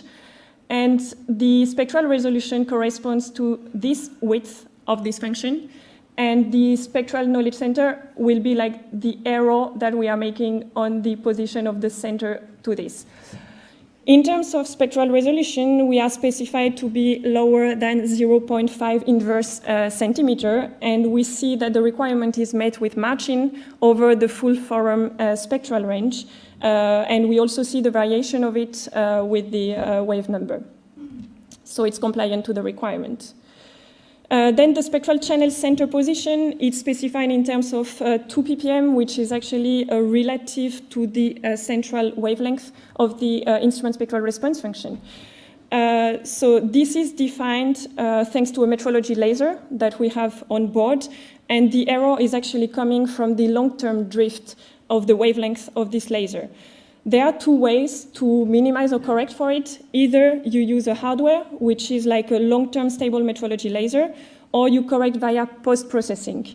Depending on the method you are choosing, the performance is assessed to be between 1 and 3 ppm and needs to be refined in the next phase. In terms of concept B, we are compliant to the requirement lower than 1 ppm because concept B benefits from the heritage in terms of algorithm developed for Meteosat sounder instrument. I'll now enter the radiometric performance of the sounder. So the first one is the noise. that we call noise equivalent spectral radiance, or NESR, and this is the radiance equivalent noise of the instrument. So it has many contributors. We can dissociate two categories of contributors. The first one being what we call the sources of noise. They can be the noise coming from the detector, noise coming from your electronics, from some sampling errors, for example. And then the second category is the instrument parameters, the instrument acting as a transfer function. So it has an impact on the noise of the instrument due to the transmission of the instrument or the beam splitter efficiency, for example. In the case of forum sounder, the main noise contributor is the detector noise. And the main instrument parameters contributing to the NESR are the beam splitter efficiency and the instrument transmission. So as I mentioned earlier, we've gone through technology developments in order to have characterized data that we use as input in the performance budget. So first one, detector noise. It's been measured, also the responsivity of the detector in lab environment, and it has confirmed the manufacturer data. So you can see the breadboard that has been built together with the measured data in blue, and the crosses, they are the data from the manufacturer. So they are both in line. Then the beam splitter, being another important contributor, we've built both samples, diamond samples, and full-size real beam splitter that we've measured in transmission and reflection. And this led to the beam splitter efficiency plot that you can see on the right side. An ideal beam splitter would be equal to 1 everywhere. We are trying to be as close as possible to that. And for concept B, this is the beam splitter efficiency based on the measurements on this real beam splitter. This leads then to this performance for the NESR for both concepts. So the performance, as I mentioned, is assessed using measured data from the technology developments, detector and beam splitter. For concept A and B, there are different curves. Okay, I'm starting with concept A. The green curve is based on the measured data, and the blue and the red curve, they are with some identified improvements. For example, screening the detector. Screening meaning you have a lot of detector, and then you select the best one regarding the noise performance in order to improve the overall performance. In the terms of concept B, so it's the same, based on the latest measurement that we have on the real size beam splitter. In green, based on measured data, and in blue and red, this is with some improvement. The improvement being you put an anti-reflection coating on the second face of the beam splitter, or you screen the detector as well. I just forgot to mention that for concept A, it was already in the baseline that the anti-reflection coating is on the second side. So the NESR is compliant for both concepts. I'm going now through the absolute radiometric accuracy, which is also a very important performance for the sounder. So it's the systematic uncertainty associated to a calibrated measurement, and this drives completely the calibration approach chosen. I just recall on the left-hand side the calibration approach that Bernardo presented earlier. In blue, the Earth acquisitions. In red, the calibration measurements. So you have both these measurements. You have some other auxiliary data, blackbody temperature knowledge, blackbody emissivity, instrument temperature, and you derive from these two some radiometric correction errors. Then you apply to the Earth measurement in order to deduce the calibrated Earth measurement. For this one as well, we used inputs from the technology development based on the blackbody. So characterization of the blackbody emissivity and characterization of the blackbody temperature knowledge. So with the emissivity, what has been done is to characterize the emissivity of black-coated sample and also to model the blackbody cavity. So you see the measurement of the emissivity of the black-coated sample being around 0.97, and then the overall emissivity is enhanced with the geometry of the cavity of the blackbody. For the temperature knowledge, concept A embarks a phase change cell on board. This is used in order to calibrate in flight the temperature sensors. This has been breadboarded and measured, and the accuracy has been measured. These are the performance in terms of absolute radiometric accuracy for both concepts.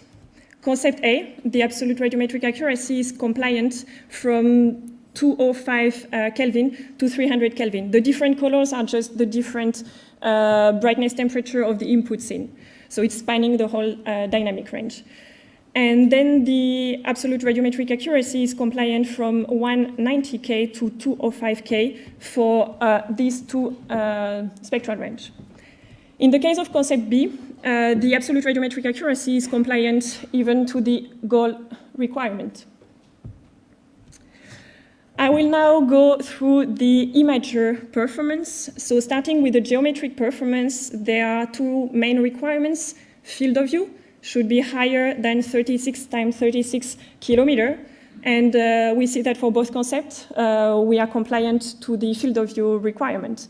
For the spatial resolution of the imager that you can see on the right-hand side should be lower than 600 times 600 meters.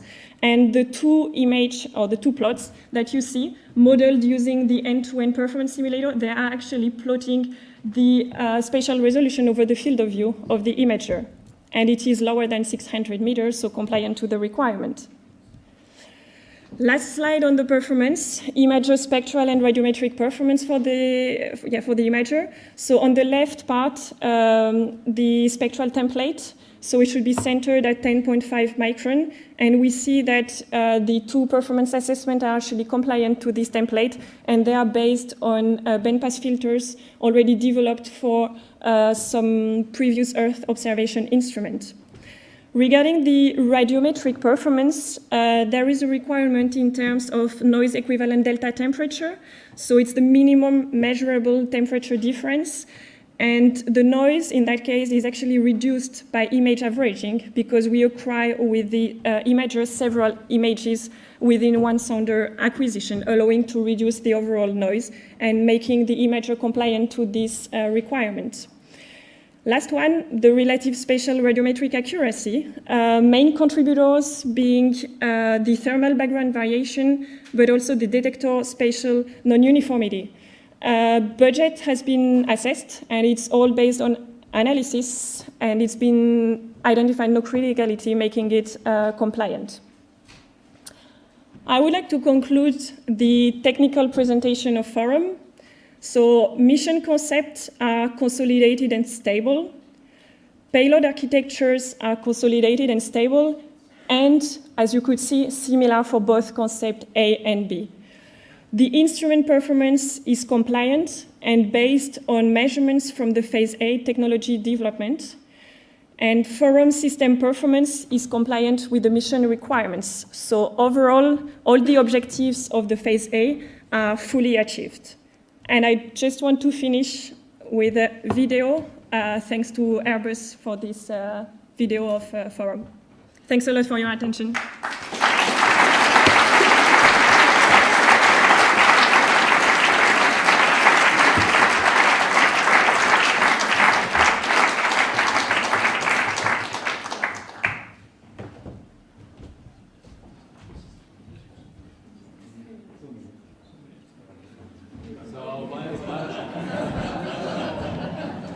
While you watch this video, thanks a lot to FORUM for these presentations. Thanks a lot for keeping the time. We now have a 30 minutes coffee break, and please be back at 11 o'clock. No, 11:30. Sorry. that would have been extra fast at 11:30 sharp, so that we can continue with the scientific performance done by Hilke. Thank you.